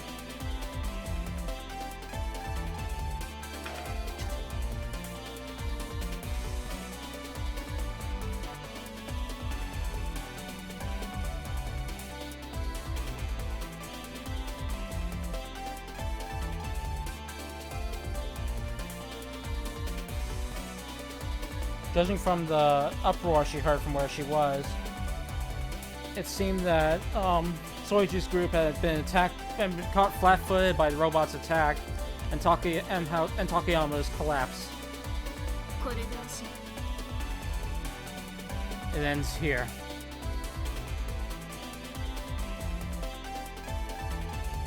Reika said that emerged part of her body out from behind the corner and threw the metal lump in her hand at Soichi's group. Though I could probably win without doing this. The metallic lump rolled on the floor. Soichi's group didn't notice it at all.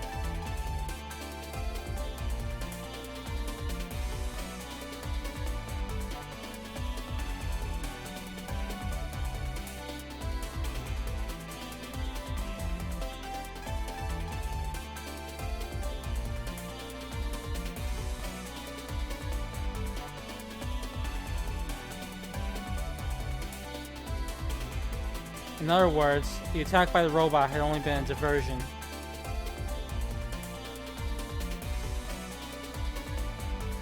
It was Takayama who first noticed the lump of metal rolling on the ground.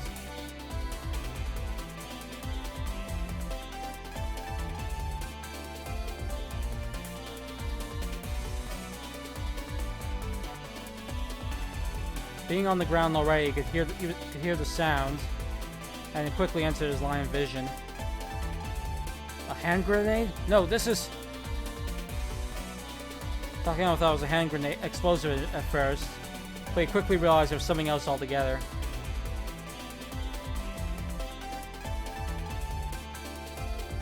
He also realized that this was what Reika's true goal all along. Mitsurugi, run! Takayama shouted desperately. Takayama, I'll save you!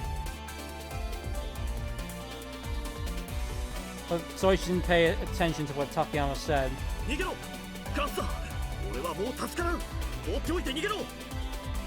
Run! It's gas! I can't be saved now. Leave me and go. Takayama! Let's go, Soichi!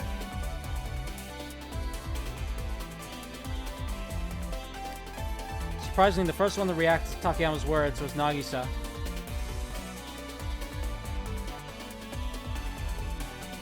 She grabbed Soichi's hand, forced him up on his feet, and ran. Sakami, Sakami, hurry up, follow us.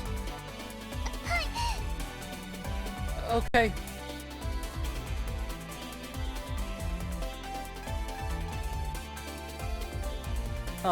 Nagisa took Sakami's hand, who was frozen in surprise. I'm sorry, Takayama. Nagisa said that and ran off.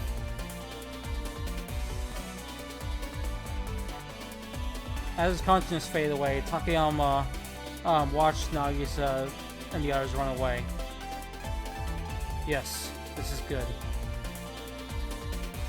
Otherwise, we'd all be wiped out. I'm surprised.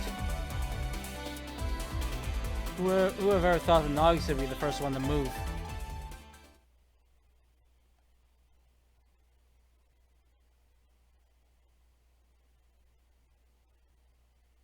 Just then, metal fragments scattered right in front of Takayama's eyes. Reika's attack had been perfect. First, she caught their attention by negotiating as she sent the remote-controlled robot towards Soichi's group from the side. Since the robot was slow, it required time in order to circle around to get to them. And it attacked at the perfect time. Of course, her target had been the armed Takayama.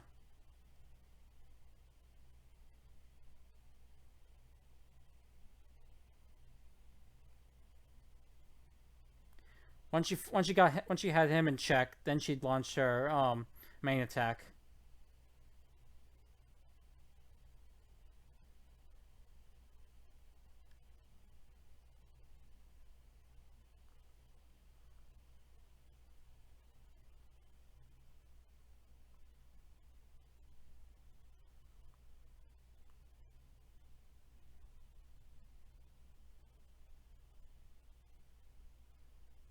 Since none of them had been paying attention to Reika since they all been caught off guard by the surprise attack, it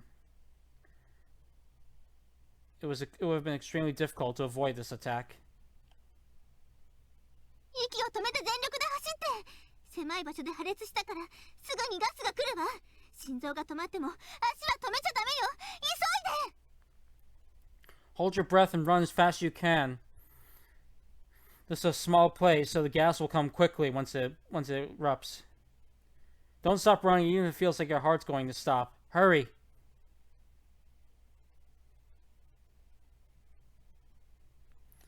The reason Soichi's and Sakumi have been able to avoid it was because of how fast Nagisa had reacted. Soichi and Sakumi were surprised by how quick on her feet Nagisa was. But they didn't have time to feel surprised. They ran as fast as they could, as they were told. They had to save their questions for later.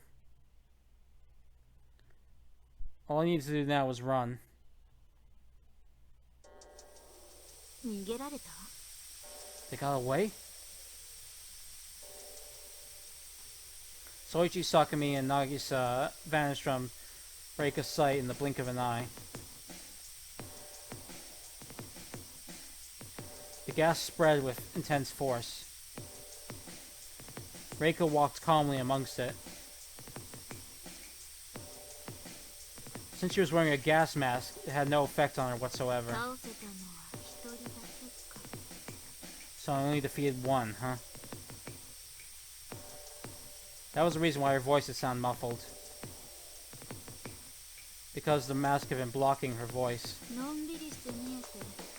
She was so carefree, but she was surprisingly sharp, huh? Reika hadn't been expecting this outcome at all. Especially Nagisa.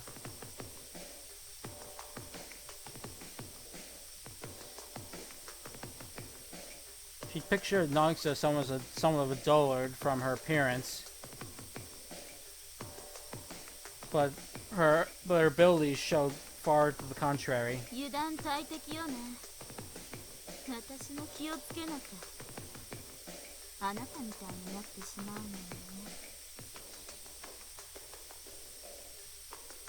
I let my guard down. I need to be careful too. Otherwise I'll end up just like you, right? Reika then began laughing at the dead Takayama. Her crazed laughter echoed off the halls with no one to hear her.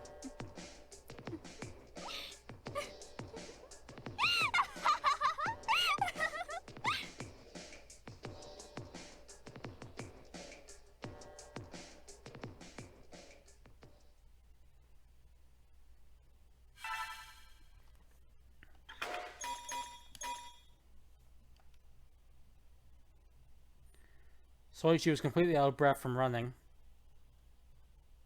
He couldn't stop for even a second.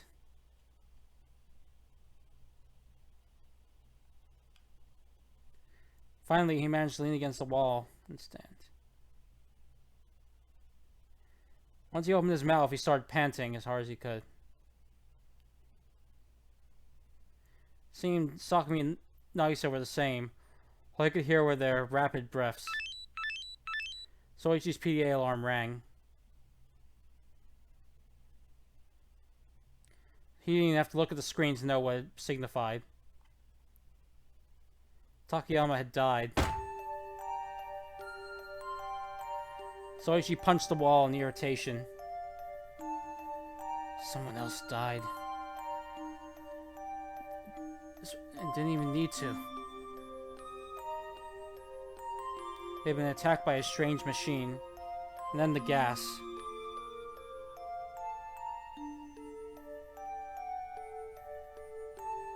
Though they managed to escape with their lives, they've been at the end of a one-sided assault, just like back then with Goda.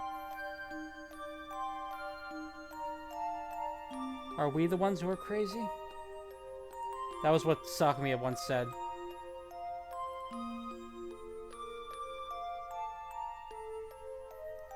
Soichi now understood well how she felt back then. They shouldn't have been crazy at all. And yet, remaining survivors, 5.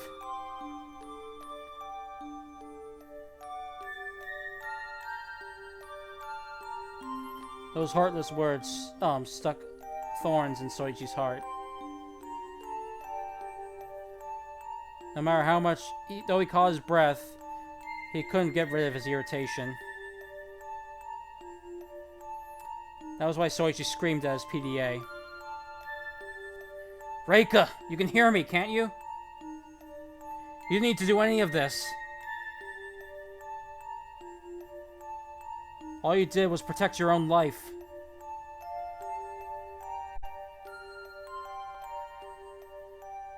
Takayama's PDA was connected to his via the network phone. The connection was working. There was no way she couldn't hear him.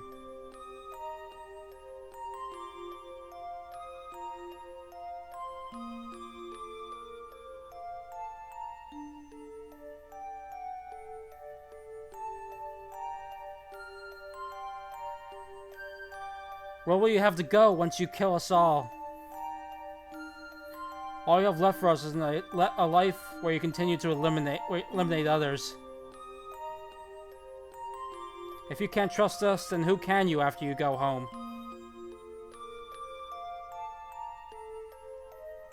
Then you'll always be on your own.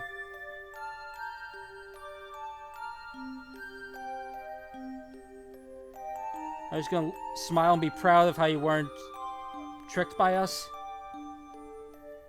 But Soichi's screams received no response. His PDA remained silent.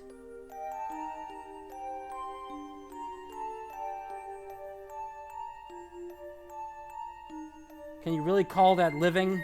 Answer me, Reika. Soichi pounded the wall again. He was angry.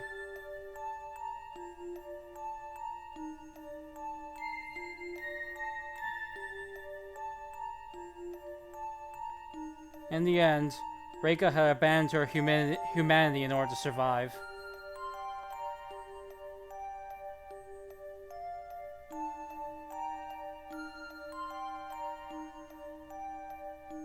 She eliminated whatever risks there were, no matter how small they were, by eliminating the risk of talking to others.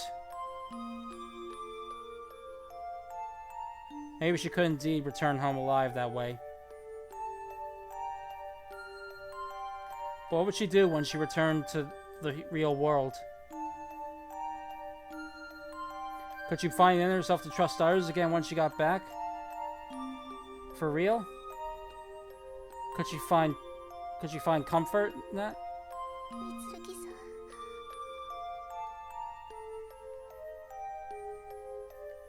It was Sakami, not Reika, who eventually answered Soichi.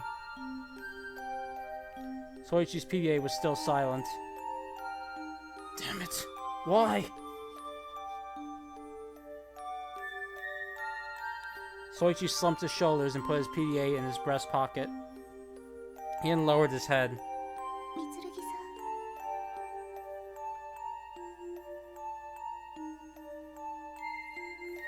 三剣さん Sakami called out to Soichi again and took both of his hands. She then wrapped them around their own and caressed them gently. 大丈夫三剣さんは間違ってないあなたが信じているものは正しいんだって私は知っていますから It's alright, you're not wrong. I know that what you believe in is right. Sakami.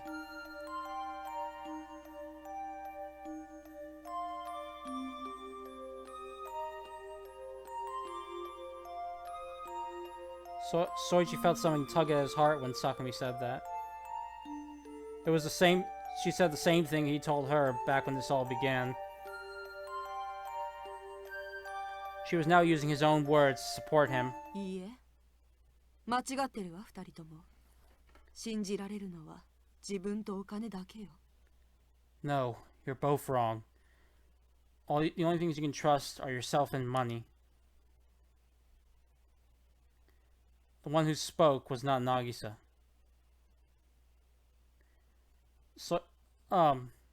Soichi and Sakami's bodies instinctively tensed up when they heard that voice. It was Goda. She calmly stood in front of Soichi's group. 幸田さん How'd you get close to us? You were far away up until earlier.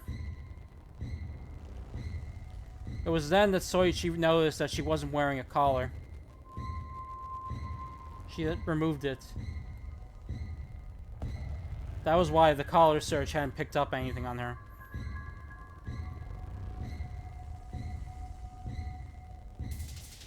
That was how she'd been able to sneak up on them without them noticing.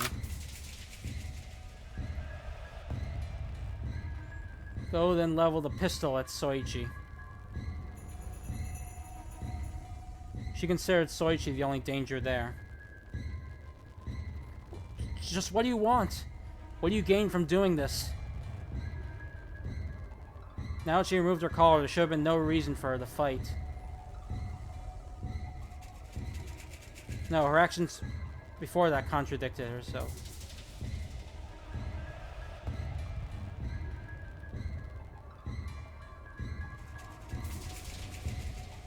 Though she attacked Soichi's group and killed Hazuki, she never fought anyone else after that, and yet she'd managed to remove her collar all the same.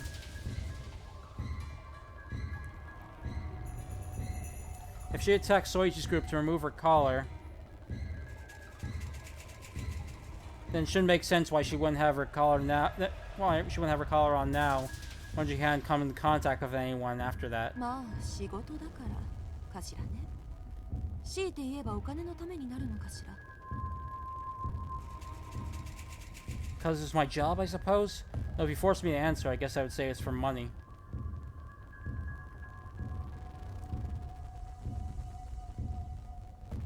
Gold answered coolly as she kept pointing her pistol at Soichi. Or a revolver.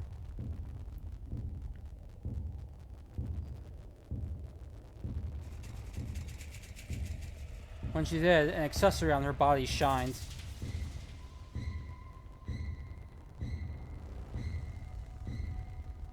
That elegant shine sent shivers down Soichi's あ spine. なたたち二人はちょっと本気さが足りないようだから少し削ってこいってお達しでね私がここまでやってきたってわけ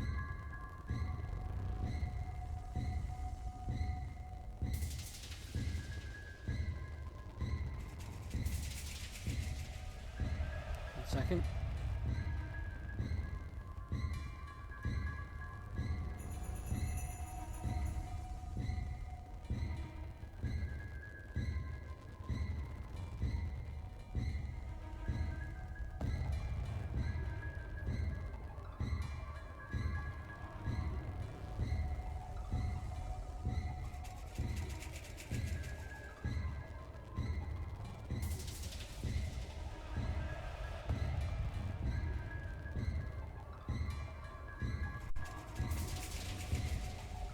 Okay, here we go.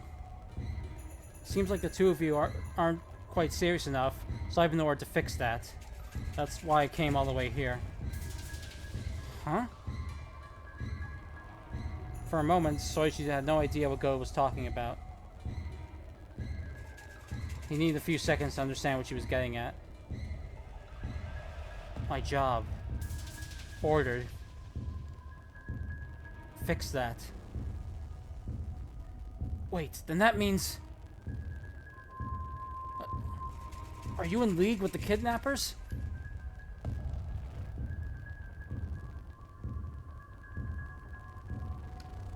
If what Go said was true, then that would mean she was in league with the people who trapped Soichi and the others in this building and forced them to play this messed up game. Soichi's surprise and doubt was large.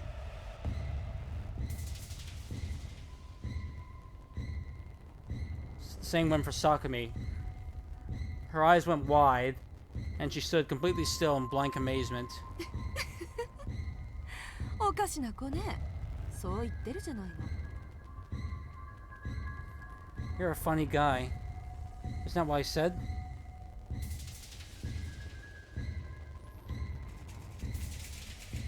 Go smiled gleefully as she looked at Soichi real in shock. そうよ、三剣さん。あなたたち11人をここに閉じ込めたのは私たち。ごめんなさいね。これが私たちのお仕事なの。 That's right, Mitsurugi.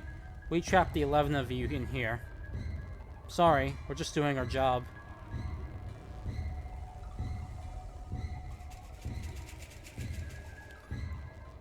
Goda sounded apologetic, but her face reflected none of that at all.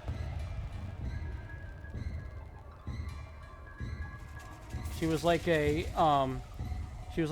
teacher chiding a student with poor grades. Goda's with the kidnappers? No, wait, that would all make sense. That would explain why her actions don't add up, and why she came after us even after she removed her collar.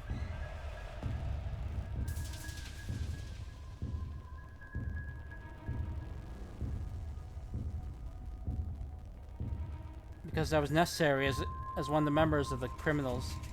11人 11? Sakumi spoke up. She knows something odd about what Goda had said. She understood that Goda was in league with the kidnappers. But then she should have, in that case, should have said there were 12 they trapped in there. But she said 11. そう、11人で合ってるわよ。 That's right, 11. That matches up. Goda really did look like she was enjoying herself. そうよね、渚ちゃん。 Isn't that right, Nagisa? Huh? Soichi and Sakumi looked at Nagisa at the same time. She was right behind them. Her face had gone completely pale.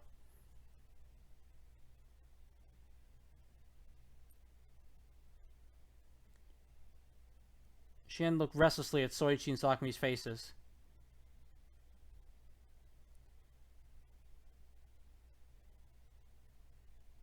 The accessories on their hair seemed to shake in anxiety.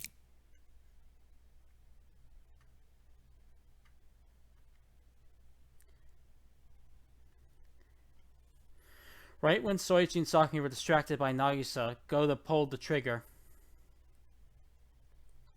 She was still aiming at Soichi. Nagisa was the only one who noticed. 宗一君 There was one gunshot. バカな子ね。一緒にいて情でも移った？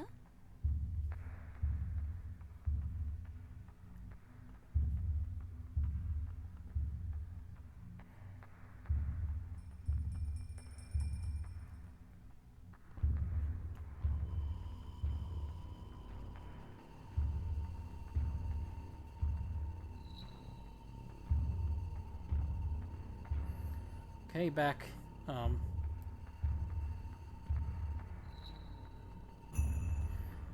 What a foolish girl you are. Have you had a change of heart by staying with them? Nagisa, knocked to the floor by the bullet, was looked down upon coldly by Goda. 体を盾にして守っても、この子たちは感謝なんかしてくれないわよ。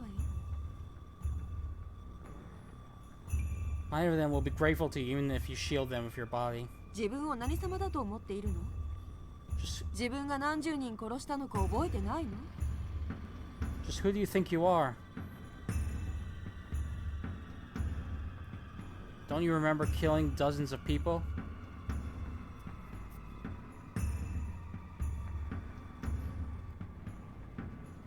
Goda smiled wryly with an air of exasperation about her.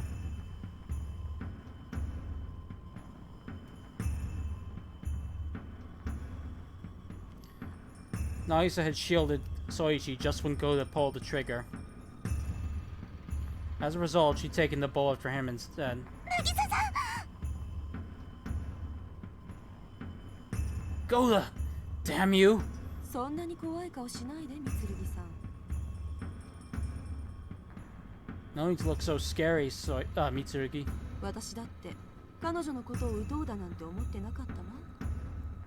あなたにちょっと怪我をしてもらいたいだけだったんだもの。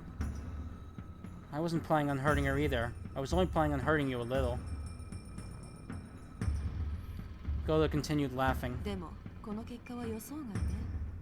渚ちゃんが指令通りに動かないって言うから無線機の故障かと思ったけど、まさかあなたたちを守ろうとしてたなんてね。 Well, I wasn't expecting this outcome. Nagisa wasn't acting as ordered, so I assumed that her radio had been broken. But I certainly wasn't expecting her to protect you. 逃げなさい宗一君 Soichi, run away. Nagisa! Hurry.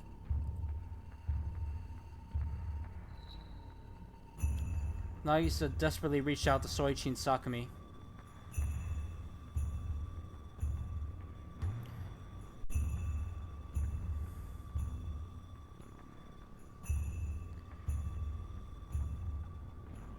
The bloodstains spraying across her clothes grew wider and wider, making it clear that her wound was no ordinary one.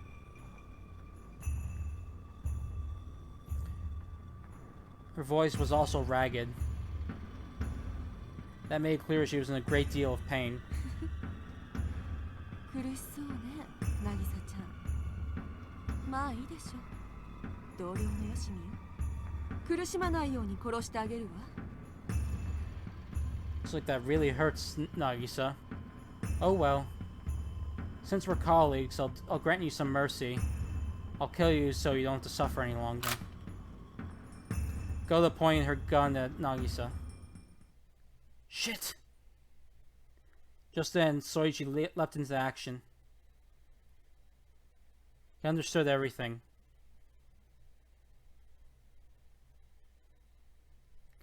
What Goda had been saying, and that Nagisa might also be in league with the kidnappers.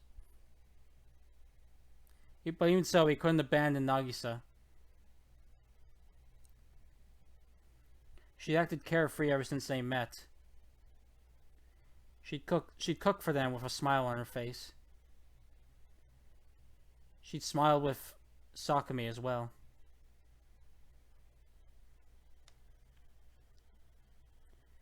Those memories rushed through Soichi's head as he sprung forward. There were only a few meters between the two of them. Godo quickly nosed Soichi and tried to point her gun at him. I have to restrain Godo no matter what it takes. Soichi was ready to be shot at this time.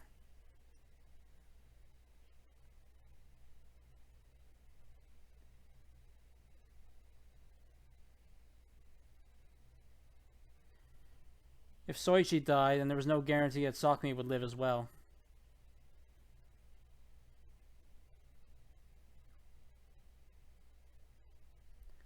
But even so, there was no way he could abandon Nagisa.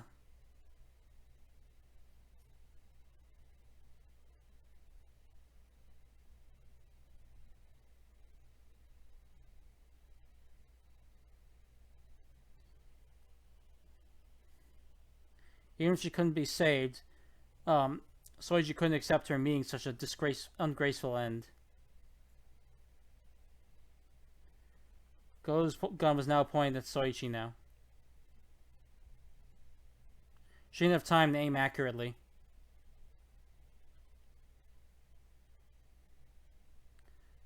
So she pointed at the easiest target, his torso, center of his torso.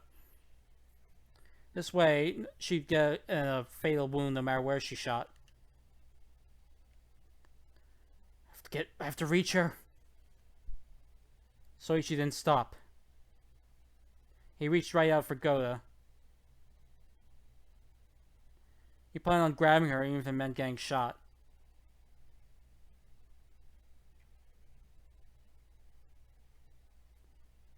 He had to force himself, otherwise he couldn't protect Nagisa and Sakami.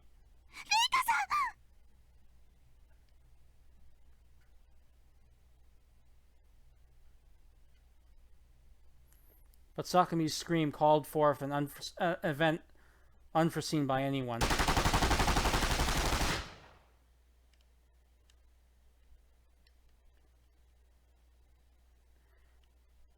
The first one to fire was Reika, who'd suddenly shown up. Her submachine gun fire hit Godo and Nagisa.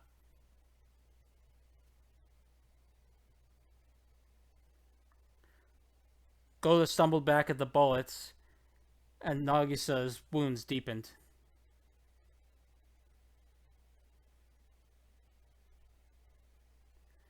At the same time, Godo ended up firing a shot, but it ended up grazing Soichi's shoulder, and that ended right there.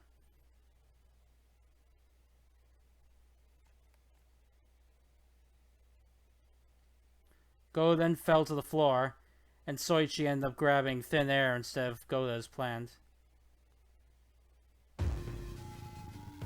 It all happened in just a second. Though Godo had fallen to Reika's attack, Soichi was still in danger. Reika, please stop this already. Reika ignored Sakami's screams and pointed the gun at Soichi. First Godo, and now Reika was next.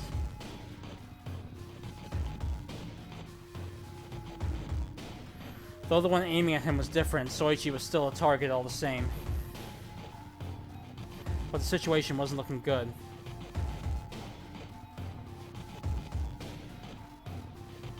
Reika was too far from Soichi and Sakami.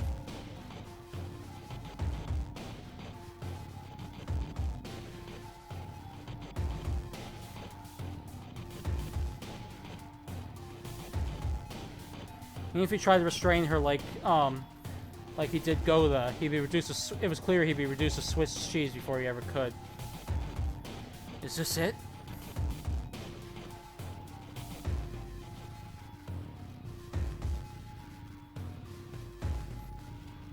Oops, 1 second.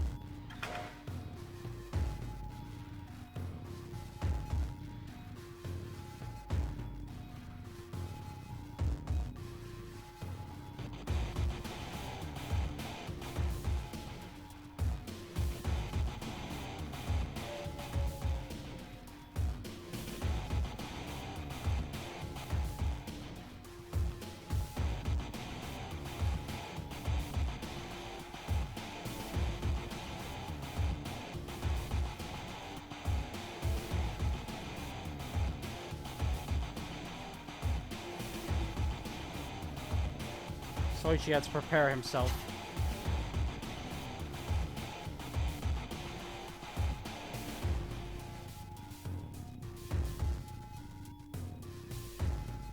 Even if Reika missed, the situation was not looking good at all. So Soichi turned to Sakumi and shouted, "Sakumi, run!" でもMitsurugi-sanは But you're... Forget about me. I can't be saved anyway. But... Since he couldn't be saved anyway, Sakumi should run. That was Soichi's aim.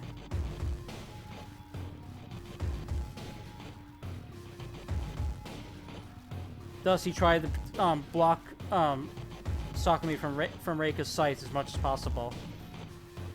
He wasn't scared of dying, but he was terrified of Sakumi getting hurt. Hurry, Sakumi, go! Do you want me to die a pointless death? そうはいかない。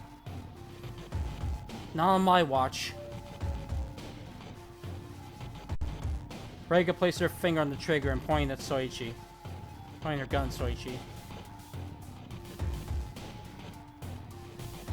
She would kill Soichi and then Sakumi before Sakumi had a chance to flee. And then the game would be over. Once everyone was dead, she could gather their PDAs in peace. But for some reason, she couldn't pull the trigger right away.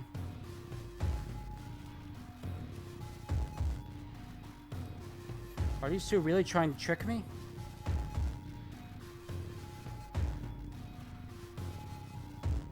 After already killing several people, Reika was struck with hesitation at that moment. She remembered what she heard Soichi say over the PDA earlier.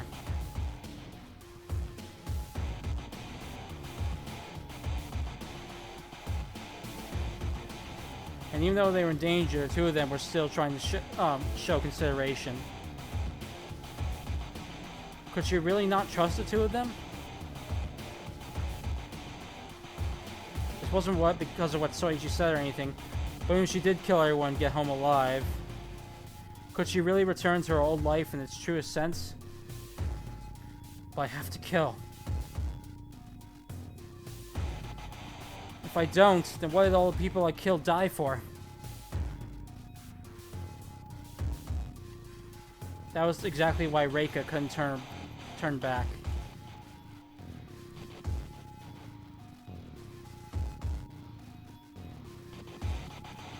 Now she was already a murderer.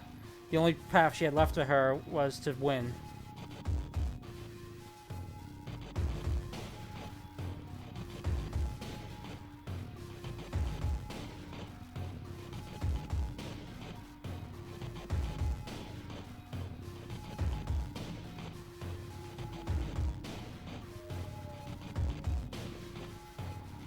Because if she believed others and gave up on fighting, then why hadn't she done that from the start?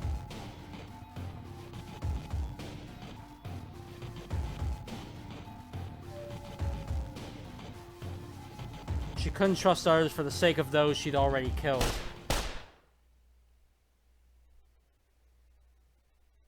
But in the end, Reika's gun never fired.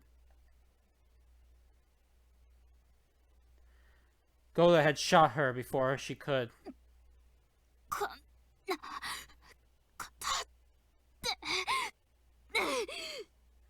This can't be how it... In response, Reika instinctively squeezed the trigger. Her bullets mowed down Goda, killing her.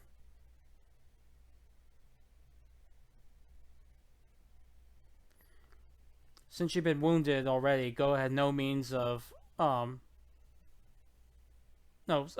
since she couldn't move, Goda was bathed in Reika's gunshots.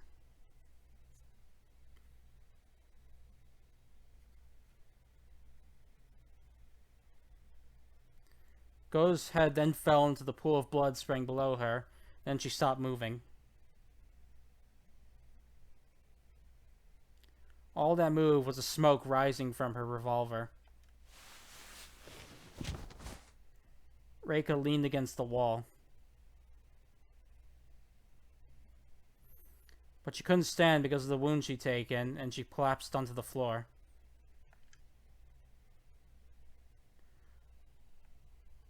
Reika then coughed up blood.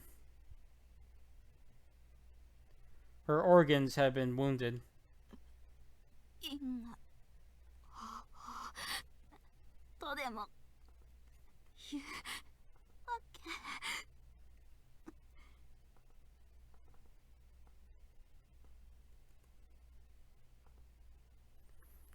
Is this what they call karma? 認めない認めるですかだったら私はどうやって生きればよかったというの I can't accept it. I refuse to accept it. Because if so, then how should I have lived? And with that, Reika's body collapsed to the side.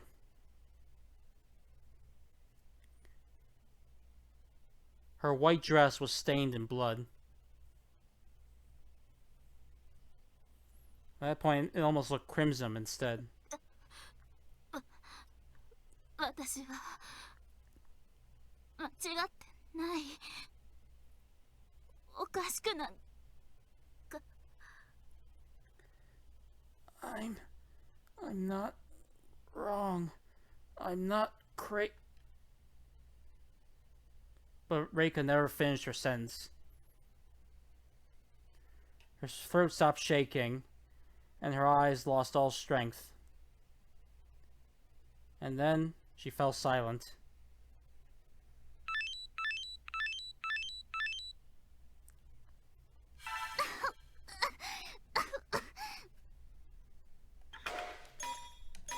Okay, it's probably going to be the last scene before I take my break, so just a heads up.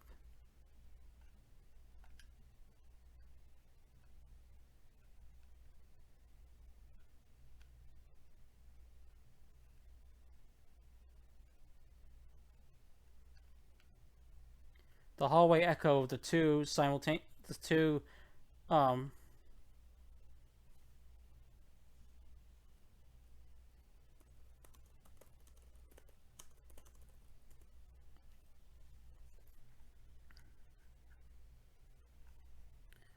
The hallway echo of the two repeating alarms and Nagisa's pained coughs. Those sounds brought Soichi and Sakumi back to their senses. Nagisa-san! You're alive? The two of them hurried over to Nagisa. 生きてるっていうか死んでないというか I'd say it's more like I'm not dead. Sakumi said that calmly. She looked up at Soichi and Sakumi still lying face up on the ground. This is the wound she received from Goa. The bullets she'd taken from Reika. They were both deep.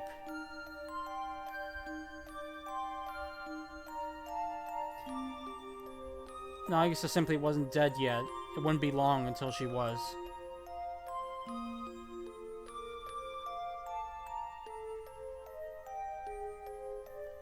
It was a miracle she hadn't died instantly after getting shot in the torso like that.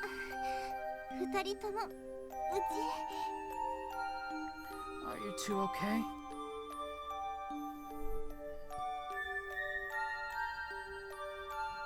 Nagisa turned to the two of them and reached her hand out.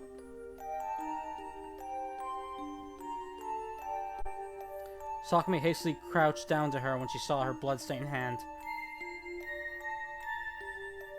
Soichi quickly followed suit.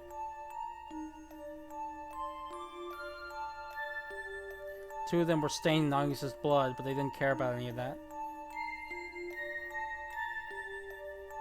All they cared about was the girl in front of them. Nagisa! 無事です。渚さんが守ってくれたから。 We're fine. You protected us. そう。よかった。 I see. Thank goodness. Sakumi's worry gave way for a smile. Her expression warped with agony from time to time, but her expression was clearly peaceful. ごめんね。ずっと騙してて。 I'm sorry for tricking you all this time. Nagisa apologized from the bottom of her heart.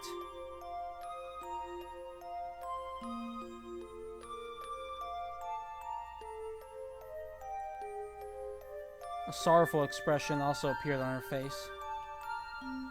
Her eyes blurred with tears, and her eyes filled with sorrow. It doesn't matter, Nagisa. そうです。渚さんは何度も私たちを助けてくださいました。危険な目に遭わされたことなんてないじゃないですか。 That's right. You saved us many times. You didn't put us in any danger at all. Nagisa was in lead with the criminals. But neither Soichi nor Sakumi had forgotten. The kind of person that Nagisa had been ever since they met her. She was always smiling, she loved cooking, and she even had a bit of a mischievous child-like side to her. Even if that was all an act, she'd never done anything to hurt them.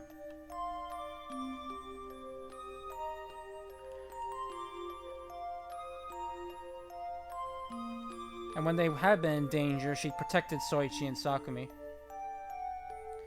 Both from Reika's gas attack and from Goto's gunshot.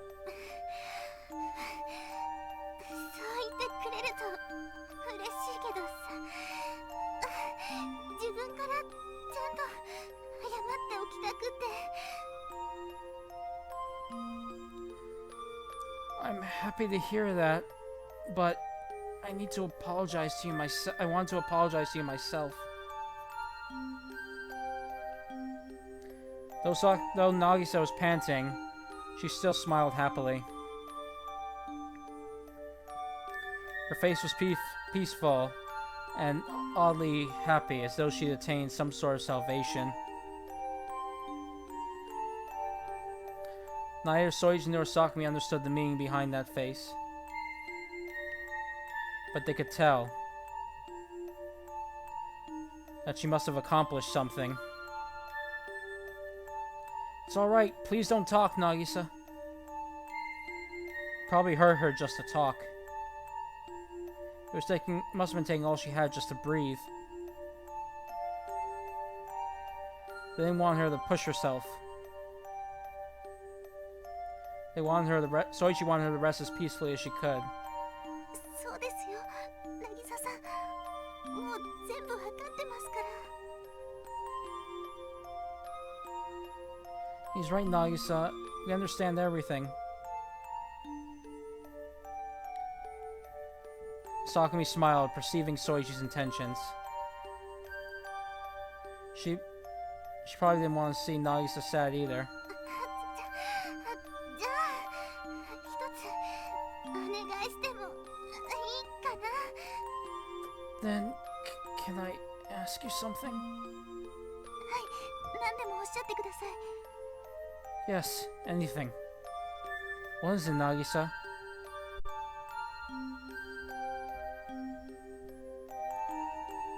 Soichi and Sakumi nodded, and Sakumi, spoke with a pained expression. とどめを刺してもらえないかな。助からないし、とっても苦しいから。 Could you please finish me off? I'm beyond help, and it hurts so much.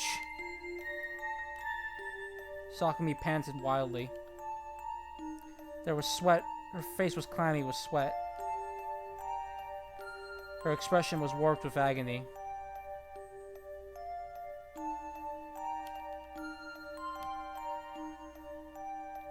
It was obvious she was in great pain, and it was just getting worse. Alright.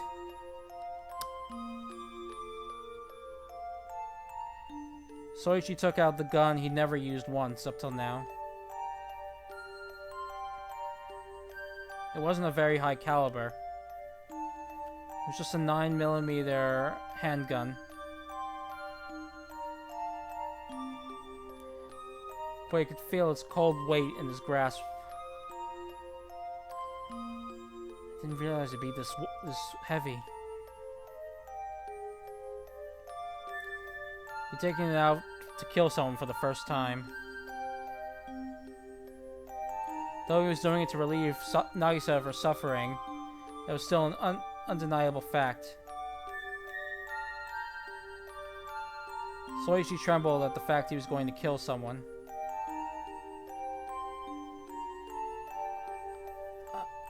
I'm supposed to kill someone I was supposed to protect?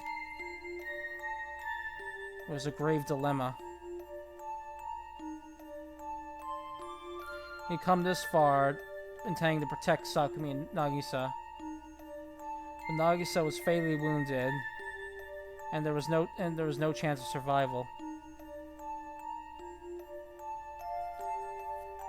In order to relieve her of her suffering, he had to shoot. To save her from the pain. That was what she wanted. But no matter how much he sugarcoated it, he couldn't get over the fact that he was killing her. Soichi held up the gun with both hands and slowly pointed the muzzle at Nagisa. ごめんね、ソイチ君。こんなことお願いしてしまって。 I'm sorry for making you do this, Soichi. Nagisa wasn't fazed even when Soichi pointed his gun at her. Though her face was still warped in agony, it was just from pain, and Soichi knew that it wasn't directed at him. Instead, she was grateful at Soichi for pointing the gun at her.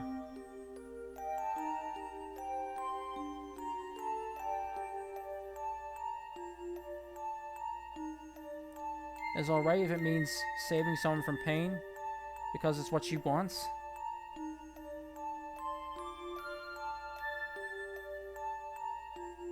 But if he didn't shoot, she'd just suffer greatly until she died. Killing was a grave sin, but was it forgivable in this case? His fingers trembled around the trigger. Soichi was still hesitating. その罪をあなただけに背負わせはしません。 I won't let you bear that sin all on your own.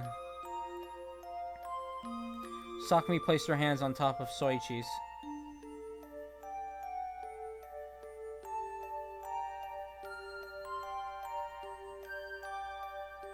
Her slender fingers touched the trigger on top of Soichi's own. Sakumi. ずっと一緒です。 We'll always be together. Thank you, Sakumi. Even at the very end, it was still Sakumi who saved Soichi. Her small hands stopped Soichi's trembling. Also, so she could take half the sin into herself.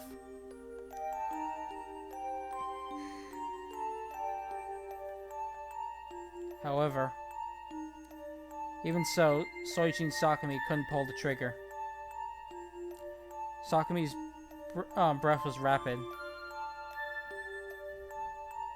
She kept panting over and over.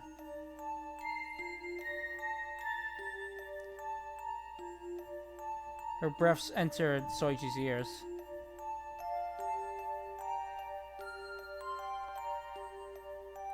Her warmth seeped into his hands. He was fully aware of how much she was shaking. Sakumi herself didn't want to kill Nagisa. Soichi was no different in that regard.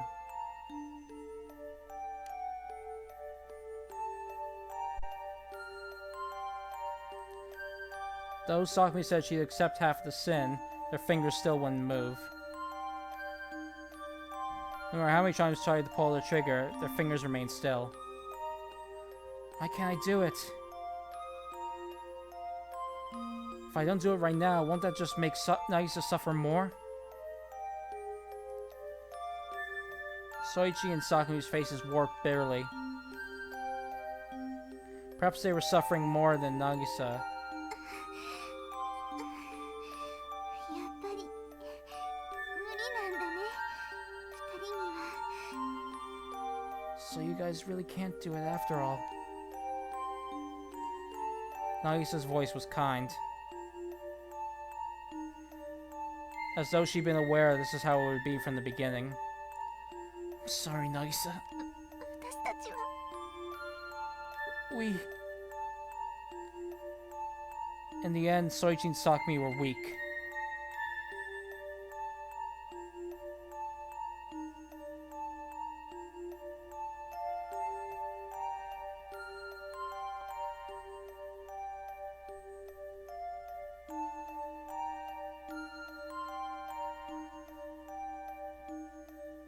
Not betraying someone also meant, not hurting someone, too.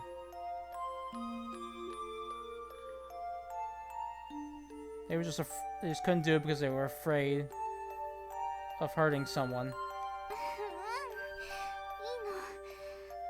それでいいのよ。強いっていうことはそれだけで残酷なのかもしれないから。 No, it's okay. It's fine. To be strong may be a cruel thing in that sense. Nagisa truly believed that.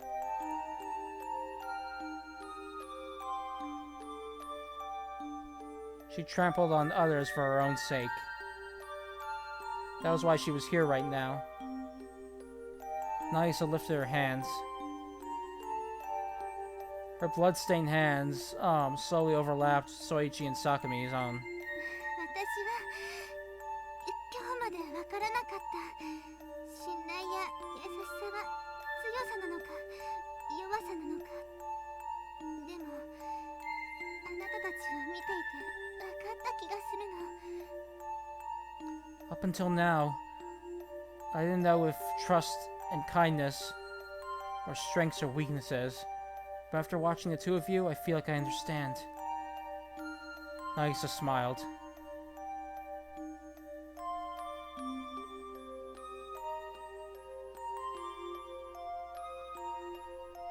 As if the warmth in their hands was everything. As if she was satisfied from that alone.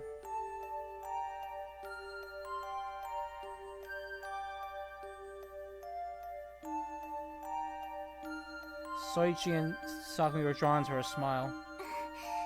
そんなことどうだっていいことなのよ。大事なのは That doesn't matter. What's important is... That was why the two of them didn't notice, Nagisa's finger overlapping with her own. ここへ来た時のままのあなたたちが今もここにいるってことだと思うから。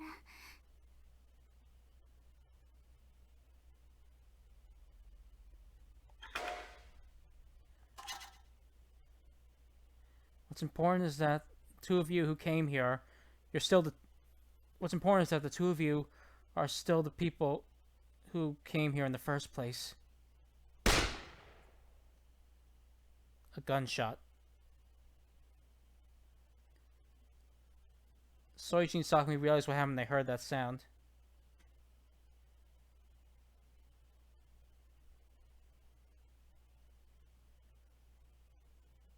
Then realized that there was smoke rising from the muzzle. That there was a new there was fresh blood spraying across Nagisa's chest, and then Nagisa's had pulled the trigger using their fingers. Nagisa, どうして why? どうしてでしょうね。 Good question. I wonder that too. Nagisa's face was growing paler by the moment. The bullet had pierced her heart and taken all of her strength from her.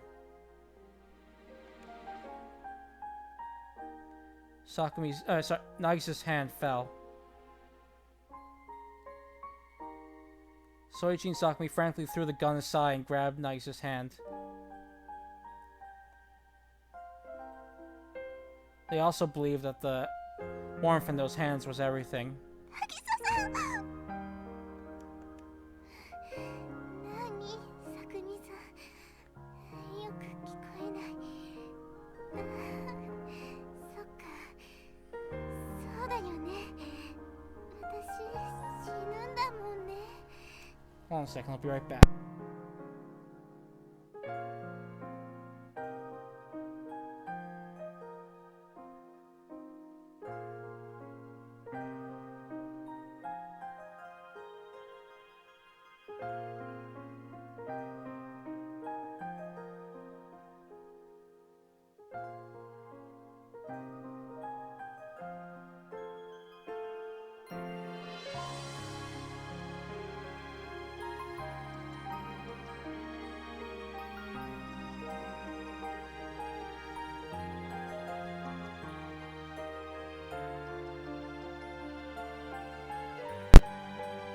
Okay, I'm back. It's almost 7:45 and continue going for like at least another 5 to 10 minutes.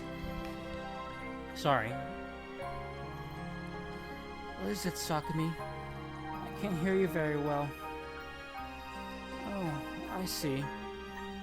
So that's how it is. I'm going to die. Nagisa could no longer hear anything. Her vision gradually darkened and faded. 宗一くん、さくみさん。 Soichi, Sakumi. Oh, I didn't need to say that. Yes? Yes? Even though they knew she could no longer hear them, Soichi and Sakumi spoke as loud as they could. The hand then gripped them back 最 tightly. 後まで私とレイカちゃんを信じてくれてありがとう。 Thank you for believing in me and Reika until the very end. Those were Nagisa's last words. As soon as she finished, her whole body went limp.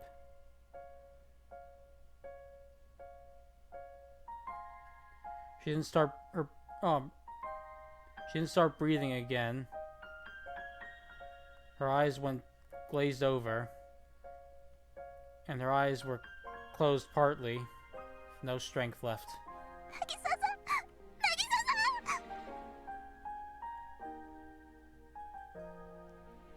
Please open your eyes, Nagisa.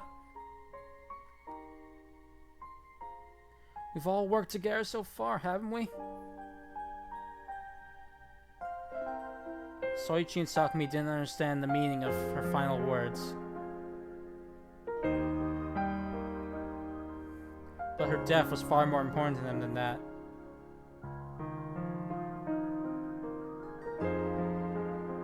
So even though they knew it was meaningless, they couldn't stop themselves from calling out to Nagisa.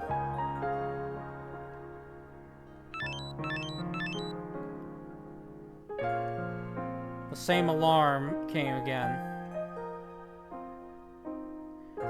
Neither Soichi nor Sakumi had the energy to check it anymore.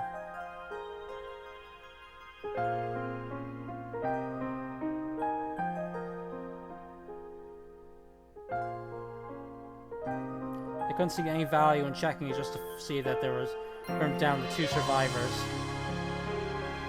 They didn't want to, because they didn't want to accept that reality.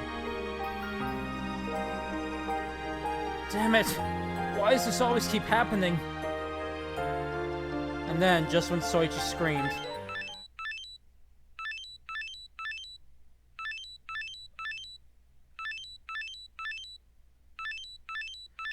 a new beeping came.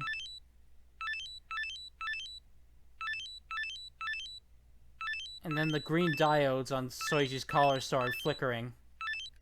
Mitsurugi-san, Kubiwa ga... Mitsurugi, your collar! What?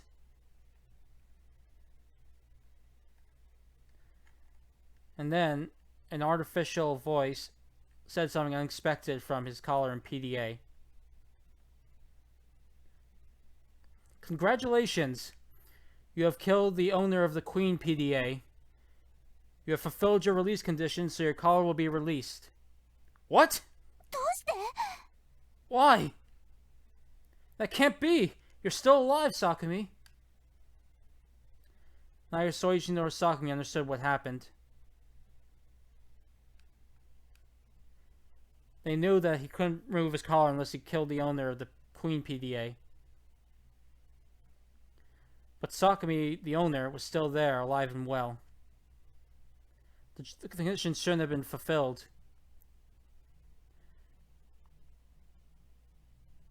It was Nagisa who died, so why... Just then, Soichi suddenly remembered something. Thoughts, where's Sakumi's PDA? Mitsurugi-san、私の PDA です。私の PDA、渚さんに渡したままなんです。 Mitsurugi, it's my PDA! Nagisa still had my PDA! Soichi was rendered speechless by the sudden realization. Sakumi had given her PDA to Nagisa in order to help out Soichi. Nagisa had been used ever since to keep an eye on their enemies. But then before she could give it back, Soichi's group had gone into all those fights, and Nagisa had died. Soichi had indeed killed the current owner of the Queen PDA.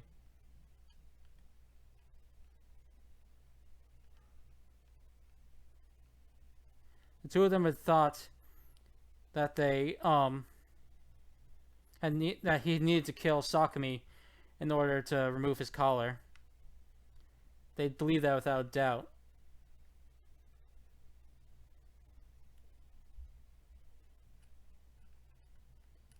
Neither of them imagined that it would have worked out by killing the current one possessing the Queen PDA. Then that's why Nagisa...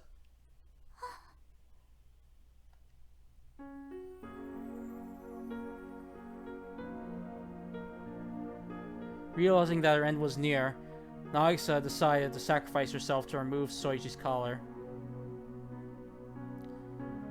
Fortunately, she'd had Sakumi's PDA on her. All that remained was to deliver the finishing blow.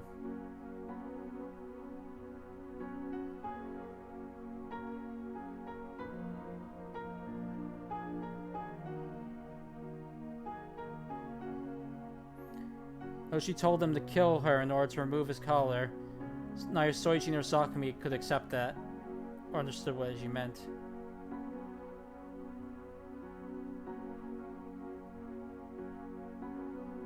They surely... Oh, wait, sorry, misread that, I think. Even if she told them to kill her to remove his collar, Soichi and Sakumi would have been stubborn and refused to do it. They wouldn't have even taken out their guns, they were sure of it. That was why she'd asked them to finish her off.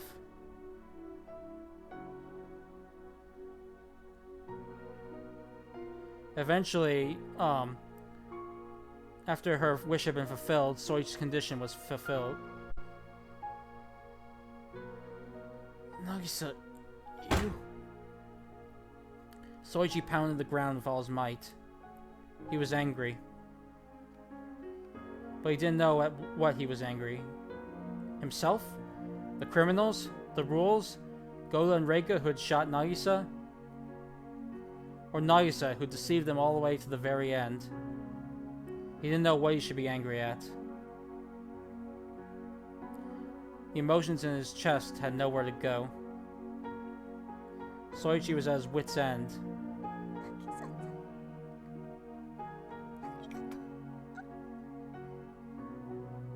渚さん、ありがとう。 Nagisa, thank you.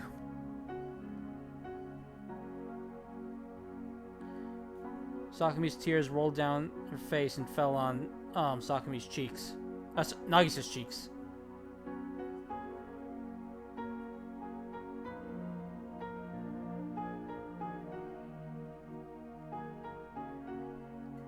Nagisa had done this so that Soichi and Sakumi could leave together alive. Something Sakumi had believed impossible. A transient dream she had thought unachievable and given up on. Sakumi was sad. For the same reason Soichi was angry. So she didn't know what she was sad about. But she managed to be grateful. To Nagisa, who protected the one she loved.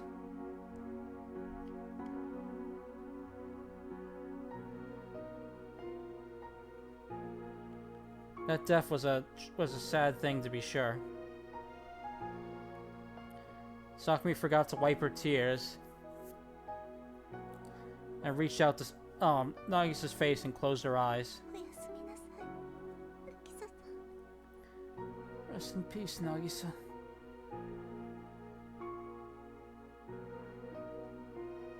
That way, it looked like Nagisa was smiling the way she was always, even in death.